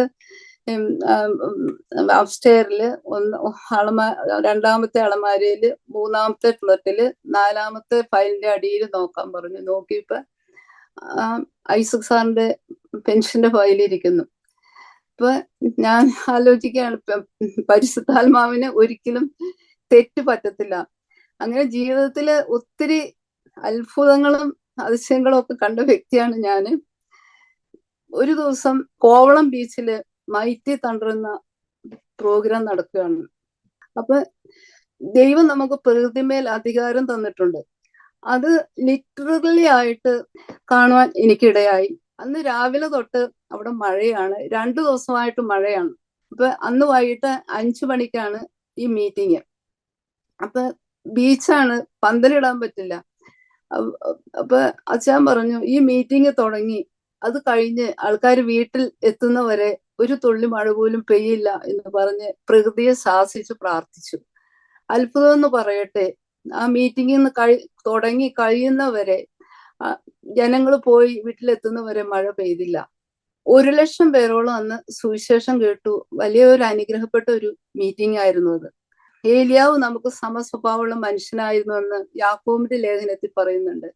മഴ പെയ്യാതെ ആകാശം അടയ്ക്കാനും തുറക്കുവാനും ദൈവത്തിന്റെ ദാസന് അധികാരം ദൈവം കൊടുത്തെങ്കിൽ നമ്മളിലും ഈ അധികാരം ഒക്കെ ദൈവം പകർന്നിട്ടുണ്ട്. എഫേസ്യ ലേഖനത്തിൽ പറഞ്ഞിരിക്കുന്ന പോലെ വിശ്വസിക്കുന്നവർക്ക് വേണ്ടി വ്യാപരിക്കുന്ന അവന്റെ അളവറ്റ ശക്തിയുടെ വലിപ്പം. അങ്ങനെ വലിയൊരു അത്ഭുത പ്രവൃത്തി അവിടെ കാണുവാൻ ദൈവം സഹായിച്ചു. അച്ഛന്റെ ശുശ്രൂഷയില് ക്യാൻസർ, ട്യൂമർ എല്ലാം വാനിഷാകുന്ന ഞാൻ കണ്ടിട്ടുണ്ട്. ഒരു ദിവസം ഞങ്ങളുടെ കാക്കനാട് വീടിന്റെ അടുത്ത് ഒരു വീട്ടിലൊരു പ്രയർ നടക്കുകയാണ്. അവിടുത്തെ സഹോദരി സിസ്റ്ററിന് വേണ്ടിയാണ് ആ പ്രാർത്ഥന അവിടെ വെച്ചത്. സഹോദരി 4 മാസം പ്രഗ്നന്റ് ആണ്. ആ കുഞ്ഞിന്റെ കൂടെ ഒപ്പം തന്നെ ഒരു ട്യൂമർ വളരുകയാണ്. അപ്പൊ കുഞ്ഞിന്റെ നില അപകടത്തിലാണെന്ന് പറഞ്ഞു. അപ്പൊ ഞങ്ങള് അവിടെ 4 പേരും കൂടി ഇരുന്ന് ഞങ്ങൾ ആരാധിച്ച് കുറച്ച് സമയം ഇരുന്ന് പ്രാർത്ഥിച്ചു. ആരാധനയുടെ ഇടയില് എന്തോ ലൈറ്റ് അടിക്കുന്ന പോലെ ഞങ്ങൾക്ക് അനുഭവപ്പെട്ടു. ആ സമയത്ത് US-ലുള്ള ആ സഹോദരിയുടെ ആ യൂട്രസിലുള്ള ക്യാൻസർ ദൈവം കരിച്ചു കളഞ്ഞു. പിറ്റേ പ്രാവശ്യം ഹോസ്പിറ്റലിൽ പോയി നോക്കിയപ്പോൾ ആ ട്യൂമർ അവിടെ ഇല്ല. ആ സഹോദരി പിന്നെ 6 മാസം കഴിഞ്ഞപ്പോ ഒരു കുഴപ്പവുമില്ലാത്ത ഒരു കുഞ്ഞിനെ പ്രസവിച്ചു. ദൈവത്തിന്റെ വലിയ അത്ഭുത പ്രവൃത്തികള് ഞങ്ങളുടെ ജീവിതത്തിൽ ഒത്തിരി കാണാൻ ദൈവം ഇടയാക്കിയിട്ടുണ്ട്. അതെല്ലാം പറയുവാണെങ്കിൽ ദിവസങ്ങൾ പറയേണ്ടി വരും. സുവിശേഷ വേലയും ജോലിയും ഒരുമിച്ച് കൊണ്ടുപോകാനുള്ള ബുദ്ധിമുട്ട് വരുമ്പോൾ ജോലി റിസൈൻ ചെയ്തെന്ന് നേരത്തെ തന്നെ അച്ഛൻ തീരുമാനം എടുത്തിട്ടുണ്ടായിരുന്നു. അച്ഛൻ നേവിയുടെ ഒരു വിങ്ങായ NBOL naval physical and oceanography ലാബറട്ടറിയിൽ സീനിയർ സയന്റിസ്റ്റും ഡെപ്യൂട്ടി ഡയറക്ടറും മെക്കാനിക്കൽ എഞ്ചിനീയറിന്റെ ഹെഡും പൊതുഭരണ വകുപ്പിന്റെ ഹെഡുമായി നല്ല പോസ്റ്റിലിരിക്കുന്ന സമയത്താണ് അച്ഛൻ ജോലി റിസൈൻ ചെയ്തത്. അന്ന് 2002-ലാണ്, 50 വയസ്സിൽ. അപ്പൊ 12 വർഷം കൂടി ജോലി ചെയ്യാമായിരുന്നു. അപ്പൊ മുന്നോട്ടുള്ള ജോലി രംഗത്ത് ഉന്നത പദവികൾ കാത്തിരിക്കെ ഈ ജോലി റിസൈൻ ചെയ്യാൻ ഭ്രാന്തുണ്ടോ എന്ന് അച്ഛനോട് ഡയറക്ടർ എല്ലാം ചോദിച്ചു. ഒരു ദിവസം ഓഫീസിൽ എന്നെ വിളിപ്പിച്ച് ഡയറക്ടർ ചോദിച്ചു. അപ്പോൾ ഞാൻ ഡയറക്ടറോട് പറഞ്ഞു, ഞങ്ങൾ 2 പേരും ഒരുമിച്ച് പ്രാർത്ഥിച്ച് എടുത്ത തീരുമാനമാണെന്ന്. അപ്പോൾ ഡയറക്ടർ എന്നോട് പറഞ്ഞു, നിങ്ങൾക്ക് 2 പേർക്കും ഭ്രാന്താണെന്ന് പറഞ്ഞു.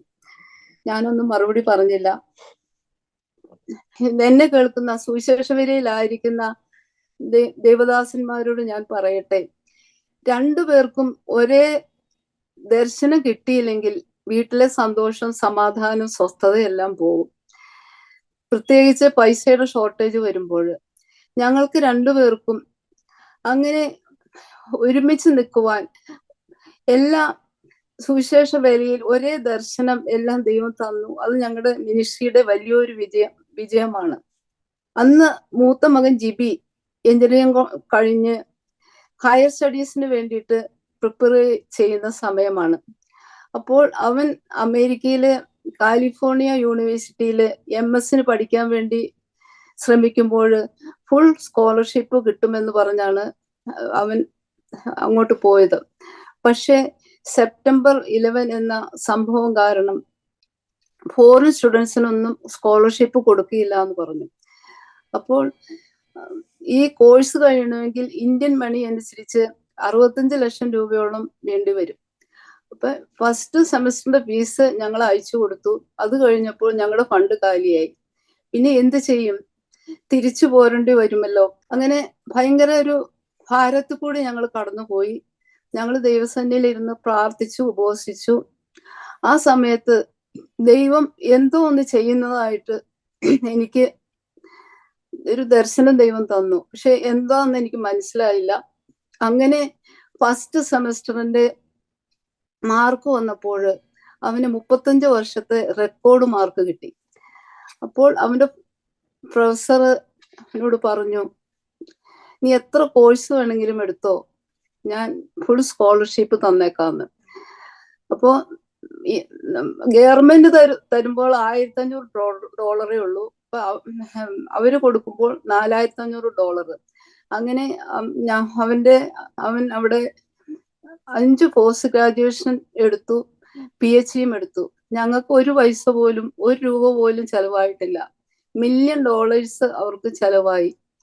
അപ്പൊ ദൈവം എത്ര വിശ്വസനാണെന്ന് ഞങ്ങളുടെ ജീവിതത്തിൽ വളരെ ആയിട്ട് രുചിച്ചറിഞ്ഞ ഒരു സംഭവമാണത്.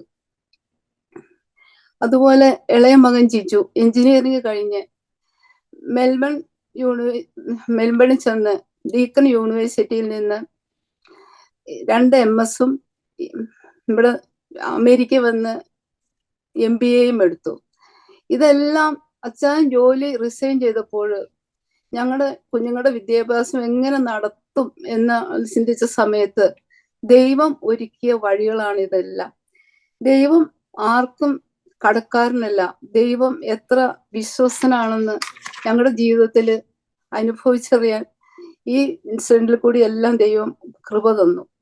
ശുശ്രൂഷയിൽ എന്നെ എപ്പോഴും അത്ഭുതപ്പെടുത്തിയ ഒരു കാര്യമാണ് അച്ഛൻ്റെ ഫെയ്ത്ത്. ദൈവത്തിൽ നിന്ന് ഒരു വിഷയത്തിന് ഗൈഡൻസ് കിട്ടിയാൽ എത്ര വലിയ വിഷയമാണെങ്കിലും, എത്ര വലിയ പ്രോജക്റ്റ് ആണെങ്കിലും, ആരെതിരായിട്ട് നിന്നാലും അച്ഛൻ പറയും യെസ്. ദൈവം അത് യെസ് ആക്കി കൊടുക്കും. അതിനുള്ള ഒരു സാധ്യതയും മുൻപിൽ കണ്ടുകൊണ്ടല്ല, ഒൺലി ഫെയ്ത്ത്. വിശ്വാസത്താൽ സ്റ്റെപ്പ് എടുത്തു വെക്കുമ്പോൾ അതിനുള്ള ഫണ്ട്, വ്യക്തികളെ എല്ലാം ദൈവം ഒരുക്കി കൊടുക്കും. ഞങ്ങളുടെ ജീവിതത്തില് ഒത്തിരി ഉദാഹരണങ്ങൾ പറയാനുണ്ട്. ഞാൻ ചിലത് മാത്രം നിങ്ങളോട് ഷെയർ ചെയ്യുവാൻ ആഗ്രഹിക്കുന്നു. വലിയൊരു ചർച്ചും ആയിരക്കണക്കിന് വിശ്വാസികളെയും അതിനുള്ള കാർ പാർക്കിങ്ങും എല്ലാം ദർശനത്തിൽ കണ്ടുകൊണ്ടാണ് ഇപ്പോൾ ഫേസ് സിറ്റി ചർച്ച് ഇരിക്കുന്ന സ്ഥലത്തിന് കരാർ എഴുതിയത്. അപ്പോൾ കയ്യില് യാതൊരു ഫണ്ടും ഞങ്ങളുടെ കയ്യിലില്ല. പക്ഷെ വിശ്വാസത്താൽ സ്റ്റെപ്പ് എടുത്തു വെച്ചപ്പോൾ അതിനുള്ള ഫണ്ട്, വ്യക്തികളെ എല്ലാം ദൈവം ഒരുക്കി. അതാണ് കളമശ്ശേരിയിലുള്ള ഫേസ് സിറ്റി ചർച്ച്. അതുപോലെ തന്നെ അച്ഛന് ദൈവം കൊടുത്തൊരു ദർശനമാണ് ഹിന്ദി ബൈബിൾ കോളേജ്. അത് എവിടെ തുടങ്ങും? പ്രാർത്ഥിച്ചുകൊണ്ടിരുന്നു. അങ്ങനെ കറുകുറ്റി എന്ന് പറഞ്ഞ സ്ഥലത്ത് പൂട്ടിക്കിടന്ന ഒരു എല്ലുപൊടി ഫാക്ടറിയും കുറച്ച് സ്ഥലവും കരാർ എഴുതി. കയ്യില് യാതൊരു ഫണ്ടുമില്ല. എന്നാൽ വിശ്വാസത്താൽ സ്റ്റെപ്പ് എടുത്തു വെച്ചപ്പോൾ അതിനുള്ള കാര്യങ്ങളെല്ലാം ദൈവം ഒരുക്കി. ഇപ്പൊ 17ാമത്തെ ബാച്ചാണ് അവിടെ പഠിച്ചുകൊണ്ടിരിക്കുന്നത്. കുഞ്ഞുങ്ങളെ നോർത്ത് ഇന്ത്യയിൽ നിന്ന് കൊണ്ടുവന്ന് ബൈബിൾ പഠിപ്പിക്കുക, അവിടെ സ്വഭാവ രൂപീകരണം, അവരെ വിവിധ തൊഴിലുകൾ പഠിപ്പിക്കുക എന്ന ഉദ്ദേശത്തോടെ തുടങ്ങിയതാണ് ഹിന്ദി ബൈബിൾ കോളേജ്. ദൈവം അത് വളരെ അത്ഭുതകരമായിട്ട് നടത്തിക്കൊണ്ടു പോകുന്നു. നോർത്ത് ഇന്ത്യയിൽ നിന്ന് എല്ലാ സ്റ്റേറ്റിൽ നിന്ന് സ്റ്റുഡൻസ് അത് പഠിക്കുന്നുണ്ട്. ഇതിൽ ഏറ്റവും അത്ഭുതം എന്ന് പറയട്ടെ, അച്ഛന് ഒരു സെന്റൻസ് പോലും ഹിന്ദിയിൽ ശരിക്ക് പറയാൻ അറിയത്തില്ല. ആ വ്യക്തിയാണ് ദൈവം ബൈബിൾ കോളേജ് തുടങ്ങാൻ പറഞ്ഞപ്പോൾ തുടങ്ങിയത്.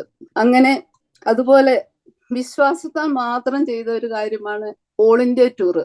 60 പേരടങ്ങുന്ന ഒരു സംഘം ഒരു വോൾവോ ബസ്സിൽ 1 മാസം കൊണ്ട് ഇന്ത്യയിലുള്ള എല്ലാ സ്റ്റേറ്റുകളിലും പോയി പ്രാർത്ഥിച്ച് മടങ്ങി വന്നു. വളരെ റിസ്ക് ഉള്ള ഒരു യാത്രയായിരുന്നു അത്. പക്ഷെ ആ ഞങ്ങളുടെ യാത്ര കൊണ്ട് പല ദൈവദാസന്മാരും ഞങ്ങളെ വിളിച്ചു പറയാൻ ഇടയായി. പാസ്റ്റർ ഇവിടെ വന്നതുകൊണ്ട് ഞങ്ങളുടെ ചർച്ച് അനുഗ്രഹിക്കപ്പെട്ടു, ആത്മാക്കൾ ഒത്തിരി കടന്നു വരുവാനിടയായി, അതെല്ലാം വലിയ ഉണർവിന് കാരണമായി എന്നെല്ലാം ഞങ്ങളോട് പറയുവാനിടയായി. അതുപോലെ കോവിഡിന്റെ സമയത്ത് ഞാൻ വിശ്വാസത്താൽ തീരുമാനിച്ച ഒരു കാര്യമാണ് 24 hours പ്രയർ ചർച്ചില്. അപ്പോ ഞാൻ അച്ഛനോട് ചോദിച്ചു, അച്ഛാ ഈ മുറിയാതെ ഈ 24 hours പ്രയർ എങ്ങനെ നടക്കുമെന്ന്. എനിക്ക് അച്ഛൻ വലിയ വലിയ പ്രോജക്റ്റുകളൊക്കെ ഇങ്ങനെ പറയുമ്പോ ശരി, പലപ്പോഴും എനിക്ക് അച്ഛൻ്റെ അത്ര വിശ്വാസമില്ലെങ്കിലും ഞാനിങ്ങനെ കുത്തിയിരുന്ന് കരഞ്ഞ് പ്രാർത്ഥിക്കും. അപ്പൊ ദൈവം അത് സക്സസ് ആക്കാനുള്ള എല്ലാ കാര്യങ്ങളും ദൈവം ഒരുക്കി തരും. അങ്ങനെ ഈ പ്രയർ തുടങ്ങിയപ്പോ ഞാൻ അച്ഛനോട് പറഞ്ഞു, അച്ഛാ ഇത് എങ്ങനെ നടക്കും, മുറിയാതെ എങ്ങനെ നടക്കും എന്ന് ഞാൻ ചോദിച്ചു. ഓരോ മണിക്കൂർ വെച്ചുള്ള സ്ലോട്ടാണ്. അങ്ങനെ ആ പ്രയർ തുടങ്ങി. അത്ഭുതം എന്ന് പറയട്ടെ, 3 വർഷം കഴിഞ്ഞു ആ പ്രയർ മുറിയാതെ ഈ 3 വർഷം ഒരു ദൈവം നടത്തി. ഈ പ്രയറിൽ കൂടി ഒത്തിരി അത്ഭുത വിടുതലുകള്, ഒത്തിരി അത്ഭുത സൗഖ്യങ്ങള് എല്ലാം ഞങ്ങൾക്ക് കാണുവാൻ സാധിച്ചു. അതുപോലെ ഞാനൊരു ഓഫീസിൽ ജോലി ചെയ്തുകൊണ്ടിരുന്നപ്പോൾ മൈസൂർ എന്ന് പറഞ്ഞ സ്ഥലത്ത് കടന്നു പോകാനിടയായി. ഓഫീസ് ആവശ്യത്തിന് വേണ്ടി പോയതാണ്. അന്നൊരു ഫ്രണ്ടിന്റെ വീട്ടിൽ താമസിച്ചു. അപ്പോൾ അച്ഛൻ റെയ്നാഡ് ബോങ്കയുടെ ബ്ലഡ് ഓഫ് ജീസസ് എന്ന കാസറ്റ് കണ്ടു. അത് കണ്ടു പിന്നെ അച്ഛൻ്റെ വലിയൊരു ആഗ്രഹമായിരുന്നു റെയ്നാഡ് ബോങ്കേനെ എറണാകുളത്തും കൊണ്ടുവരണമെന്ന്. അങ്ങനെ വിശ്വാസത്താൽ 1998 റെയ്നാഡ് ബോങ്കെ എറണാകുളത്ത് കൊണ്ടുവന്നു. കേരളം കണ്ടതിൽ വെച്ച ഏറ്റവും വലിയൊരു ക്രൈസ്തവ സമ്മേളനമായിരുന്നു അത്. 100,000-ഓളം പേര് സുവിശേഷം കേൾക്കാൻ ഇടയായി. അതിന്റെ എല്ലാം ചുക്കാൻ പിടിച്ചത് അച്ചായനായിരുന്നു. ഈ വിവിധമായ എല്ലാ കാര്യങ്ങളും നടക്കുന്നത് നമ്മുടെ ചർച്ചിലെ മുതിർന്നവരും യുവാക്കളും കുഞ്ഞുങ്ങളും എല്ലാം ഒരുപോലെ ആത്മാർത്ഥമായി പ്രവർത്തിക്കുന്നത് കൊണ്ടാണ്. അതുപോലെ ശുശ്രൂഷകൾക്ക് ശുശ്രൂഷന്മാർ കൈത്താങ്ങൽ തരുന്നു. അങ്ങനെ ഒത്തിരി കാര്യങ്ങൾ പറയാനുണ്ട്, പറയാൻ സമയമില്ല. അപ്പൊ ദർശനമുള്ളവന് പ്രതികൂലങ്ങളെയല്ല കാണുന്നത്, സാധ്യതകളെയാണ്. അപ്പൊ നമ്മൾ വിശ്വാസത്താൽ സ്റ്റെപ്പ് എടുത്തു വെക്കുമ്പോൾ ഏത് ശത്രുവിനെയും ഏത് പ്രതിസന്ധിയെയും ദൈവം തകർത്ത് കളയും. വിശ്വാസത്തിന്റെ വാക്കുകൾ ഏത് ശത്രുവിനെയും ഏത് പ്രതിസന്ധിയെയും തകർക്കും. ഞങ്ങളുടെ ജീവിതത്തിൽ അനുഭവിച്ചറിഞ്ഞ കാര്യമാണിത്. അവിടെ ആരാധിക്കുന്ന വിശ്വാസികളുടെ ഓഫറിങ് കൊണ്ടാണ് അവിടുത്തെ എല്ലാ കാര്യങ്ങളും നടക്കുന്നത്. മിക്കവാറും ചർച്ചിൽ എല്ലാ ആഴ്ചയിലും വരുന്ന ഓഫറിങ് ഞങ്ങൾ കൈകൊണ്ട് പോലും തൊടാറില്ല. അത് എല്ലാം ഒരു കമ്മിറ്റിയാണ്. അത് എല്ലാം എണ്ണം തിട്ടപ്പെടുത്തുന്നതുമെല്ലാം. ഞങ്ങളുടെ ചർച്ചിലെ ശുശ്രൂഷന്മാർക്ക് ശമ്പളമില്ല, ചർച്ചിൽ പിരിവില്ല, ഫോറിൻ മണി വരുന്നില്ല. അച്ഛൻ്റെ കയ്യിൽ വല്ലതും ഉണ്ടെങ്കിൽ അച്ഛൻ ചർച്ചിൽ എന്തെങ്കിലും ആവശ്യം വരുമ്പോൾ കയ്യിലുള്ളത് അങ്ങോട്ട് ഇടും. ശുശ്രൂഷയ്ക്ക് പോകുമ്പോഴും സ്വന്തം പെട്രോൾ അടിച്ചുകൊണ്ടാണ് പോകുന്നത്. സ്വന്തം കയ്യിൽ നിന്ന് പെട്രോൾ അടിച്ചുകൊണ്ടാണ് പോകുന്നത്. അപ്പൊ ഇന്ത്യയിലും കേരളത്തിലും വെളിയിലും എല്ലാം ശുശ്രൂഷയ്ക്കായി കടന്നു പോകും. മീറ്റിംഗ് എല്ലാം കഴിഞ്ഞ് വരുമ്പോൾ സംഘാടകർ ഒരു പൊതിയുമായിട്ട് അച്ഛൻ്റെ അടുത്ത് വരും. പക്ഷെ അച്ഛൻ അത് മേടിക്കാറില്ല. മേടിച്ചാലും അച്ഛൻ അത് പ്രാർത്ഥിച്ച് അനുഗ്രഹിച്ച് അവർക്ക് തിരിച്ചു കൊടുക്കും. 1 കൊരിന്ത്യർ 9:18 അപ്പോസ്തലനായ പൗലോസ് പറയുന്ന പോലെ. അങ്ങനെ മിനിസ്ട്രിയിൽ അച്ഛനെ ഒത്തിരി, യേശുക്രിസ്തു കഴിഞ്ഞാൽ ഒത്തിരി സ്വാധീനം ചെലുത്തിയിട്ടുള്ള ഒരു വ്യക്തിയാണ് അപ്പോസ്തലനായ പൗലോസ്. അച്ഛൻ എപ്പോഴും പറയും എന്നോട്, സ്വർഗത്തിൽ ചെന്നാൽ എനിക്ക് യേശു കഴിഞ്ഞാൽ ഏറ്റവും ആദ്യം കാണേണ്ടത് അപ്പോസ്തലനായ പൗലോസിനെയാണ്. അങ്ങനെ അച്ഛനെ എടുത്തു നോക്കിയാല് ആത്മാക്കളെ കുറിച്ച് ഇത്ര ആഴത്തിലുള്ള കൺസേൺ ഉള്ള ഒരു വ്യക്തിയെ ഞാൻ കണ്ടിട്ടില്ല. പാവപ്പെട്ടവനെന്നോ പണക്കാരനെന്നോ അച്ഛന് വ്യത്യാസമില്ല. ഏത് അവസ്ഥയിലേക്കും ഇറങ്ങിച്ചെല്ലാൻ അച്ഛന് ഒരു മടിയുമില്ല. ഒരു വ്യക്തിയെ നേടിയെടുക്കുവാൻ, ദൈവത്തിന് വേണ്ടി കൊള്ളാകുന്നതിനായി തീർക്കുവാൻ എത്ര ബുദ്ധിമുട്ട് വന്നാലും അച്ഛൻ അതിന് തയ്യാറാണ്. ഏത് എക്സ്റ്റന്റ് വരെയും പോകാൻ ഒരു മടിയുമില്ല.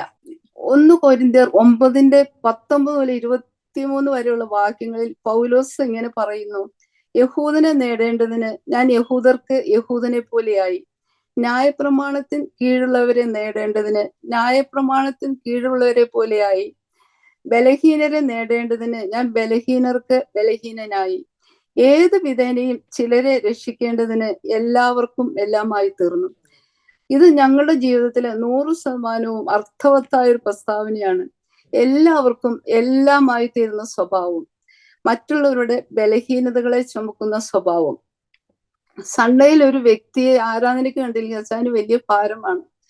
ഒന്നെങ്കിൽ അവരെ ഫോൺ ചെയ്യും, അല്ലെങ്കിൽ അവരുടെ വീട്ടിൽ പോകും, അല്ലെങ്കിൽ വേറെ വിശ്വാസികളെ അവരുടെ വീട്ടിൽ വിടും.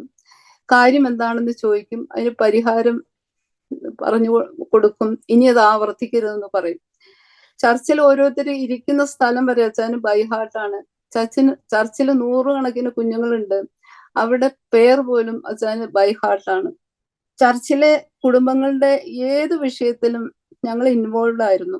കുഞ്ഞുങ്ങളുടെ പഠനം, 12th കഴിഞ്ഞാൽ ഏത് കോഴ്സിന് വിടണം, വിദേശത്ത് പോയി പഠിക്കാനാണെങ്കിൽ അങ്ങനെ, അതിനുള്ള കാര്യങ്ങൾ, ജോലി, ബിസിനസ്, സാമ്പത്തിക വിഷയങ്ങൾ, ആത്മീയ വിഷയങ്ങൾ, ഇങ്ങനെ നീണ്ടുപോകുന്നു. ഒരു വ്യക്തി ബുദ്ധിമുട്ടുന്ന വിഷയത്തിന് എന്ത് വില കൊടുത്തും അതിന് പരിഹാരം നേടിക്കൊടുക്കാൻ അച്ഛൻ പരമാവധി ശ്രമിക്കും. ചർച്ചിലുള്ളവരുടെ മാത്രമല്ല, ലോകത്തിൽ പല ഭാഗങ്ങളിൽ നിന്നും കോള് വരും.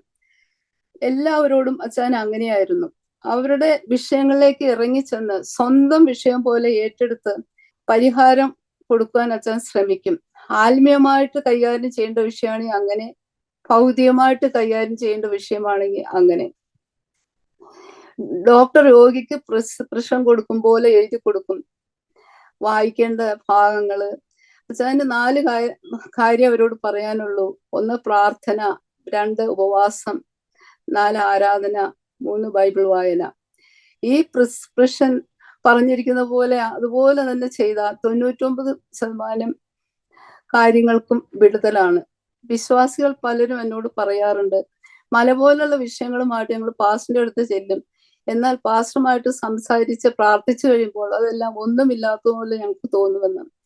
അച്ഛന് ഏത് വിഷയത്തിനും ഒരു സൊല്യൂഷൻ പറയാൻ ഉണ്ട്. ഇങ്ങനെ ഊണും ഉറക്കവും ഇല്ലാതെ ഇങ്ങനെ ഓട്ടം കാണുമ്പോൾ മക്കള് പറയും, വിശ്വാസികൾ പറയും, പാസ്റ്ററെ കുറച്ച് റെസ്റ്റ് എടുക്കണം, ആരോഗ്യം നോക്കണം.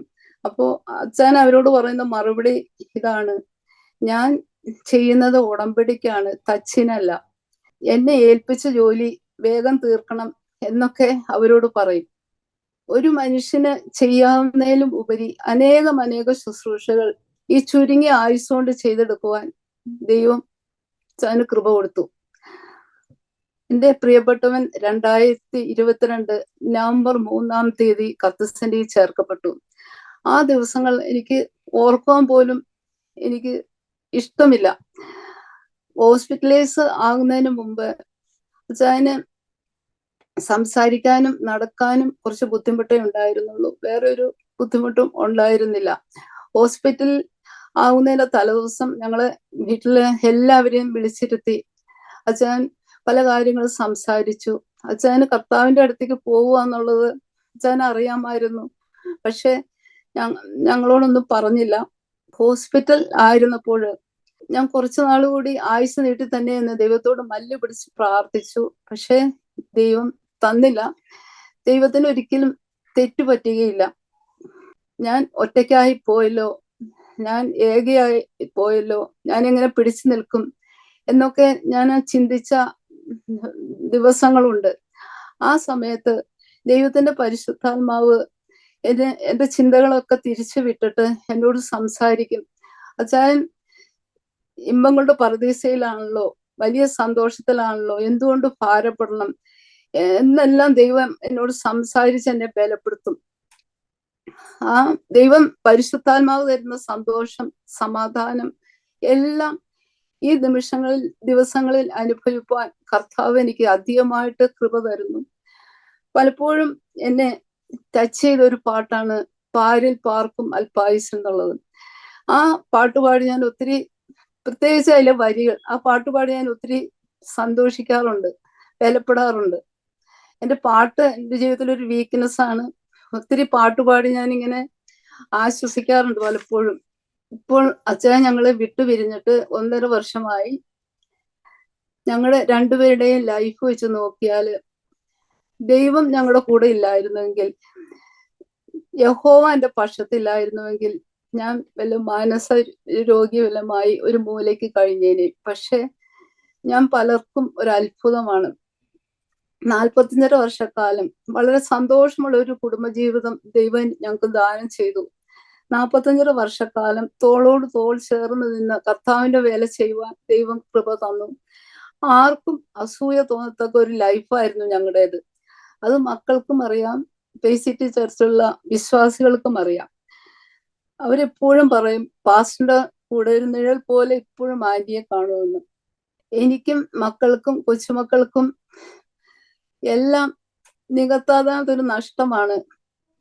അതുപോലെ PCT ചർച്ചിലെ വിശ്വാസികൾക്കും അവരെപ്പോഴും പറയും, ഞങ്ങളുടെ അപ്പം മരിച്ചിട്ട് ഞങ്ങൾക്ക് ഇത്രയും പ്രയാസം ഉണ്ടായിട്ടില്ല എന്ന്. അച്ഛൻ ഞങ്ങളുടെ കൂടെ ഇല്ല എന്നുള്ളത് ഇപ്പോഴും ഞങ്ങൾക്ക് വിശ്വസിക്കാൻ പറ്റുന്നില്ല. ഓരോ നിമിഷവും ഞങ്ങള് ജീവിതത്തില് അച്ഛന്റെ പ്രസൻസ് അനുഭവിച്ചറിഞ്ഞുകൊണ്ടിരിക്കുന്നു. ഞങ്ങളുടെ ജീവിതത്തില് ഞങ്ങളുടെ വിവാഹം കഴിഞ്ഞിട്ട് 1977 മെയ് 14 ഞങ്ങളുടെ വിവാഹം കഴിഞ്ഞിട്ട് ഒറ്റ രാത്രി പോലും ഞങ്ങൾ ഒരുമിച്ച് പ്രാർത്ഥിക്കാതെ കിടന്നുറങ്ങിയിട്ടില്ല. ഒഫീഷ്യലായിട്ട് അച്ഛന് മാറി നിൽക്കേണ്ടത് ഒഴിച്ചാല് അത് ഞങ്ങളുടെ ജീവിതത്തിലെ വലിയൊരു വിജയമായിരുന്നു. പക്ഷെ അതെനിക്ക് നഷ്ടമായി. ഈ നാളുകളിൽ എന്നെ ബലപ്പെടുത്തി എന്നോട് സംസാരിച്ചൊരു വചനമാണ് യെശയ്യാവ് 54:5. നിന്റെ സൃഷ്ടാവാകുന്നു നിന്റെ ഭർത്താവ്, സൈന്യങ്ങളുടെ യഹോവ എന്നാകുന്നു അവന്റെ നാമം, ഇസ്രായേലിന്റെ പരിശുദ്ധനാകുന്നു നിന്റെ വീണ്ടെടുപ്പുകാരൻ, സർവ്വഭൂമിയുടെയും ദൈവം എന്ന് അവൻ വിളിക്കപ്പെടുന്നു. ഞാൻ നിന്നെ ഒരു നാളും കൈവിടുകയില്ല, ഉപേക്ഷിക്കുകയില്ല, അനാഥയായി വിടുകയില്ല എന്ന് വാക്ക് തന്നവൻ കൂടെയുണ്ട്. പിന്നെ എന്തിനു ഭാരപ്പെടണം? ഈ വചനങ്ങളാലൊക്കെ ദൈവം എന്നോട് സംസാരിച്ചു കൊണ്ടിരിക്കുന്നു. മത്തായിയുടെ സുവിശേഷത്തിൽ ഇങ്ങനെ ഒരു വാക്യമുണ്ട്, സ്വർഗരാജ്യം വയലിൽ ഒളിച്ചു വെച്ച നിധിയോട് സദൃശ്യം. അത് ഒരു മനുഷ്യൻ കണ്ടു മറച്ചിട്ട് തന്റെ സന്തോഷത്താൽ ചെന്ന് തനിക്കുള്ളതൊക്കെയും വിറ്റ് ആ വയൽ വാങ്ങി.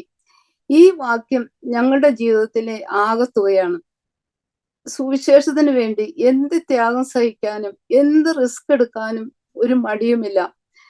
പണം, വിദ്യാഭ്യാസം, ജോലി, ആരോഗ്യം, കുടുംബം, കഴിവുകൾ എല്ലാം സമർപ്പിച്ച ഒരു വ്യക്തിയായിരുന്നു. ഒന്നും സമ്പാദിച്ചിട്ടില്ല, കോടികൾ വേണമെങ്കിൽ സമ്പാദിക്കാമായിരുന്നു. എന്നെ കേൾക്കുന്ന ശ്രോതാക്കളെ, നിങ്ങൾക്കും ഇങ്ങനൊരു കാഴ്ചപ്പാട് കിട്ടിയാൽ നിങ്ങൾ സകലതും വിട്ട് കർത്താവിന്റെ പുറകെ ഓടും. എന്റെ പ്രിയപ്പെട്ടവനെ കുറിച്ച് വളരെ അഭിമാനത്തോടെ എനിക്ക് പറയാൻ കഴിയും, I am very proud of him, a great man of God, a great example throughout the world. ഞാൻ പലപ്പോഴും ചിന്തിക്കാറുണ്ട്, ശുശ്രൂഷയിൽ നിൽക്കുന്ന പലരെയും കുറിച്ച് നമ്മൾ ചിന്തിക്കുമ്പോൾ പലരും ഓട്ടം നന്നായി തുടങ്ങും, തുടക്കത്തിൽ നന്നായി ഓടും, എന്നാൽ നന്നായി അവസാനിപ്പിക്കാൻ ചുരുക്കം പേർക്കാണ് കഴിഞ്ഞിട്ടുള്ളത്. ആ ഭാഗ്യം എൻ്റെ പ്രിയപ്പെട്ടവന് കിട്ടി. അന്ത്യം വരെ വിശ്വസ്തയോടെ നിന്നു, നല്ല പോർ പൊരുതു, ഓട്ടം തികച്ചു, വിശ്വാസം കാത്തു. പ്രിയപ്പെട്ടവനെ, നമ്മുടെ മക്കളുടെ ഡാഡിയെ ഞങ്ങൾ വീണ്ടും കാണുമെന്ന് പ്രത്യാശയോടെ ഞങ്ങൾ മുന്നോട്ട് പോവുകയാണ്. കൊരിന്ത്യ ലേഖനത്തില് അപ്പോസ്തലനായ പൗലോസ് പറയുന്ന പോലെ, തനിക്ക് ലഭിച്ച ദൈവകൃപയ്ക്ക് ഒത്തവണ്ണം ഞാൻ ജ്ഞാനമുള്ള ഒരു പ്രധാന ശില്പിയായി അടിസ്ഥാനം ഇട്ടിരിക്കുന്നു, മറ്റൊരുത്തൻ മീതെ പണിയുന്നു. ഞാൻ PCT ചർച്ച മുന്നോട്ട് കൊണ്ടുപോകാനുള്ള സകല അടിസ്ഥാനവും ഇട്ടു തന്നിട്ടാണ് ഈ ലോകത്ത് നിന്ന് പോയത്. ഇനി ആ ദർശനത്തിൽ നിന്നുകൊണ്ട് അതിന്റെ മുകളിൽ പണിതാൽ മതി. ആ ദർശനത്തിൽ നിന്നുകൊണ്ട് ശുശ്രൂഷകളെല്ലാം ദൈവം തികയ്ക്കും എന്ന് ഞാൻ വിശ്വസിക്കുകയാണ്. സാധാരണയായി എല്ലാ സഭകളിലും നാം കാണുന്നത് പാസ്റ്റർമാര് അവരുടെ മക്കളെ മിനിസ്ട്രിയിലേക്ക് കയറ്റി കൊണ്ടുവരും. എന്നാൽ അച്ചായൻ ചെയ്തത് മറ്റുള്ളവരെ ശുശ്രൂഷയിലേക്ക് കയറ്റി കൊണ്ടുവരികയാണ് അച്ചായൻ ചെയ്തത്. ചർച്ചില് zone pastors, area pastors, house pastors ഒക്കെ ആയിട്ട് 100ഓളം പാസ്റ്റർമാരുണ്ട്. പക്ഷെ അവരെല്ലാം പറയും മക്കളെ ശുശ്രൂഷയിലേക്ക് കയറ്റി കൊണ്ടുവരണമെന്ന്. അപ്പൊ അച്ഛൻ അവരോട് പറയുന്ന മറുപടിയാണ്, അവര് സമയമാകുമ്പോൾ ദൈവം വരെ ശുശ്രൂഷയ്ക്കായിട്ട് ഉപയോഗിച്ചു കൊള്ളുമെന്ന് പറയും. മൂത്ത മകൻ ജിബി US ഫുള്ളർ തിയോളജിക്കൽ സെമിനാരിയിൽ നിന്ന് BTHഉം MTHഉം എടുത്ത വ്യക്തിയാണ്. ഇന്റർനാഷണൽ പാസ്റ്ററായി ഓർഡിനേഷനും കിട്ടിയിട്ടുണ്ട്. എന്നാൽ PCT ചർച്ചിൽ വലിയ ശുശ്രൂഷകളൊന്നും കൊടുത്തിട്ടില്ല. എന്നാൽ അച്ചായൻ ഈ ലോകത്തിൽ നിന്ന് മാറ്റപ്പെട്ട ആ നിമിഷം ശുശ്രൂഷയെ കുറിച്ചുള്ള ഒരു വലിയ ബേർഡൻ അവന്റെ ഉള്ളിൽ ദൈവം കൊടുത്തു. 1.5 വർഷത്തിനുള്ളില് 10 പ്രാവശ്യം അവൻ ശുശ്രൂഷയുമായിട്ട് നാട്ടിലേക്ക് കടന്നുപോയി. അതുപോലെ നോർത്ത് ഇന്ത്യയിൽ പല വർക്കുകളും ചെയ്യുന്നുണ്ട്. പ്രത്യേകിച്ച് മേഘാലയ എന്ന സ്ഥലത്ത് പുതിയ ചർച്ചുകൾ പണിതു. അവിടെ ഏറ്റവും പരിതാപകരമായ ഒരു അവസ്ഥയാണ്, കുഞ്ഞുങ്ങൾക്ക് സ്കൂളില്ല പഠിക്കാൻ. അങ്ങനെ ഒരു പുതിയ സ്കൂൾ തുടങ്ങുവാൻ ദൈവം കൃപ ചെയ്തു. അങ്ങനെ ദൈവനാമ മഹത്വത്തിനു വേണ്ടി പല കാര്യങ്ങളും നാട്ടിലും നോർത്ത് ഇന്ത്യയിലും എല്ലാം മകൻ ചെയ്യുന്നുണ്ട്. തലമുറകളോട് ബന്ധത്തില് ദൈവം എന്നോട് സംസാരിച്ചുള്ള ഒരു വചനം ഞാൻ വായിക്കാൻ ആഗ്രഹിക്കുന്നു. യെശയ്യാവ് 58:12. നിന്റെ സന്തതി പുരാതന ശൂന്യങ്ങളെ പണിയും, തലമുറ തലമുറയായി കിടക്കുന്ന അടിസ്ഥാനങ്ങളെ നീ കെട്ടിപ്പോക്കും. കേടു തീർക്കുന്നവനെന്നും കുടിയിരിപ്പാൻ തക്കവണ്ണം പാതകളെ യഥാസ്ഥാനത്താക്കുന്നവനെന്നും നിനക്ക് പേർ പറയും. തലമുറകളുടെ ബന്ധത്തിൽ തന്നിട്ടുള്ള വാഗ്ദത്തങ്ങൾ പലതുമുണ്ട്.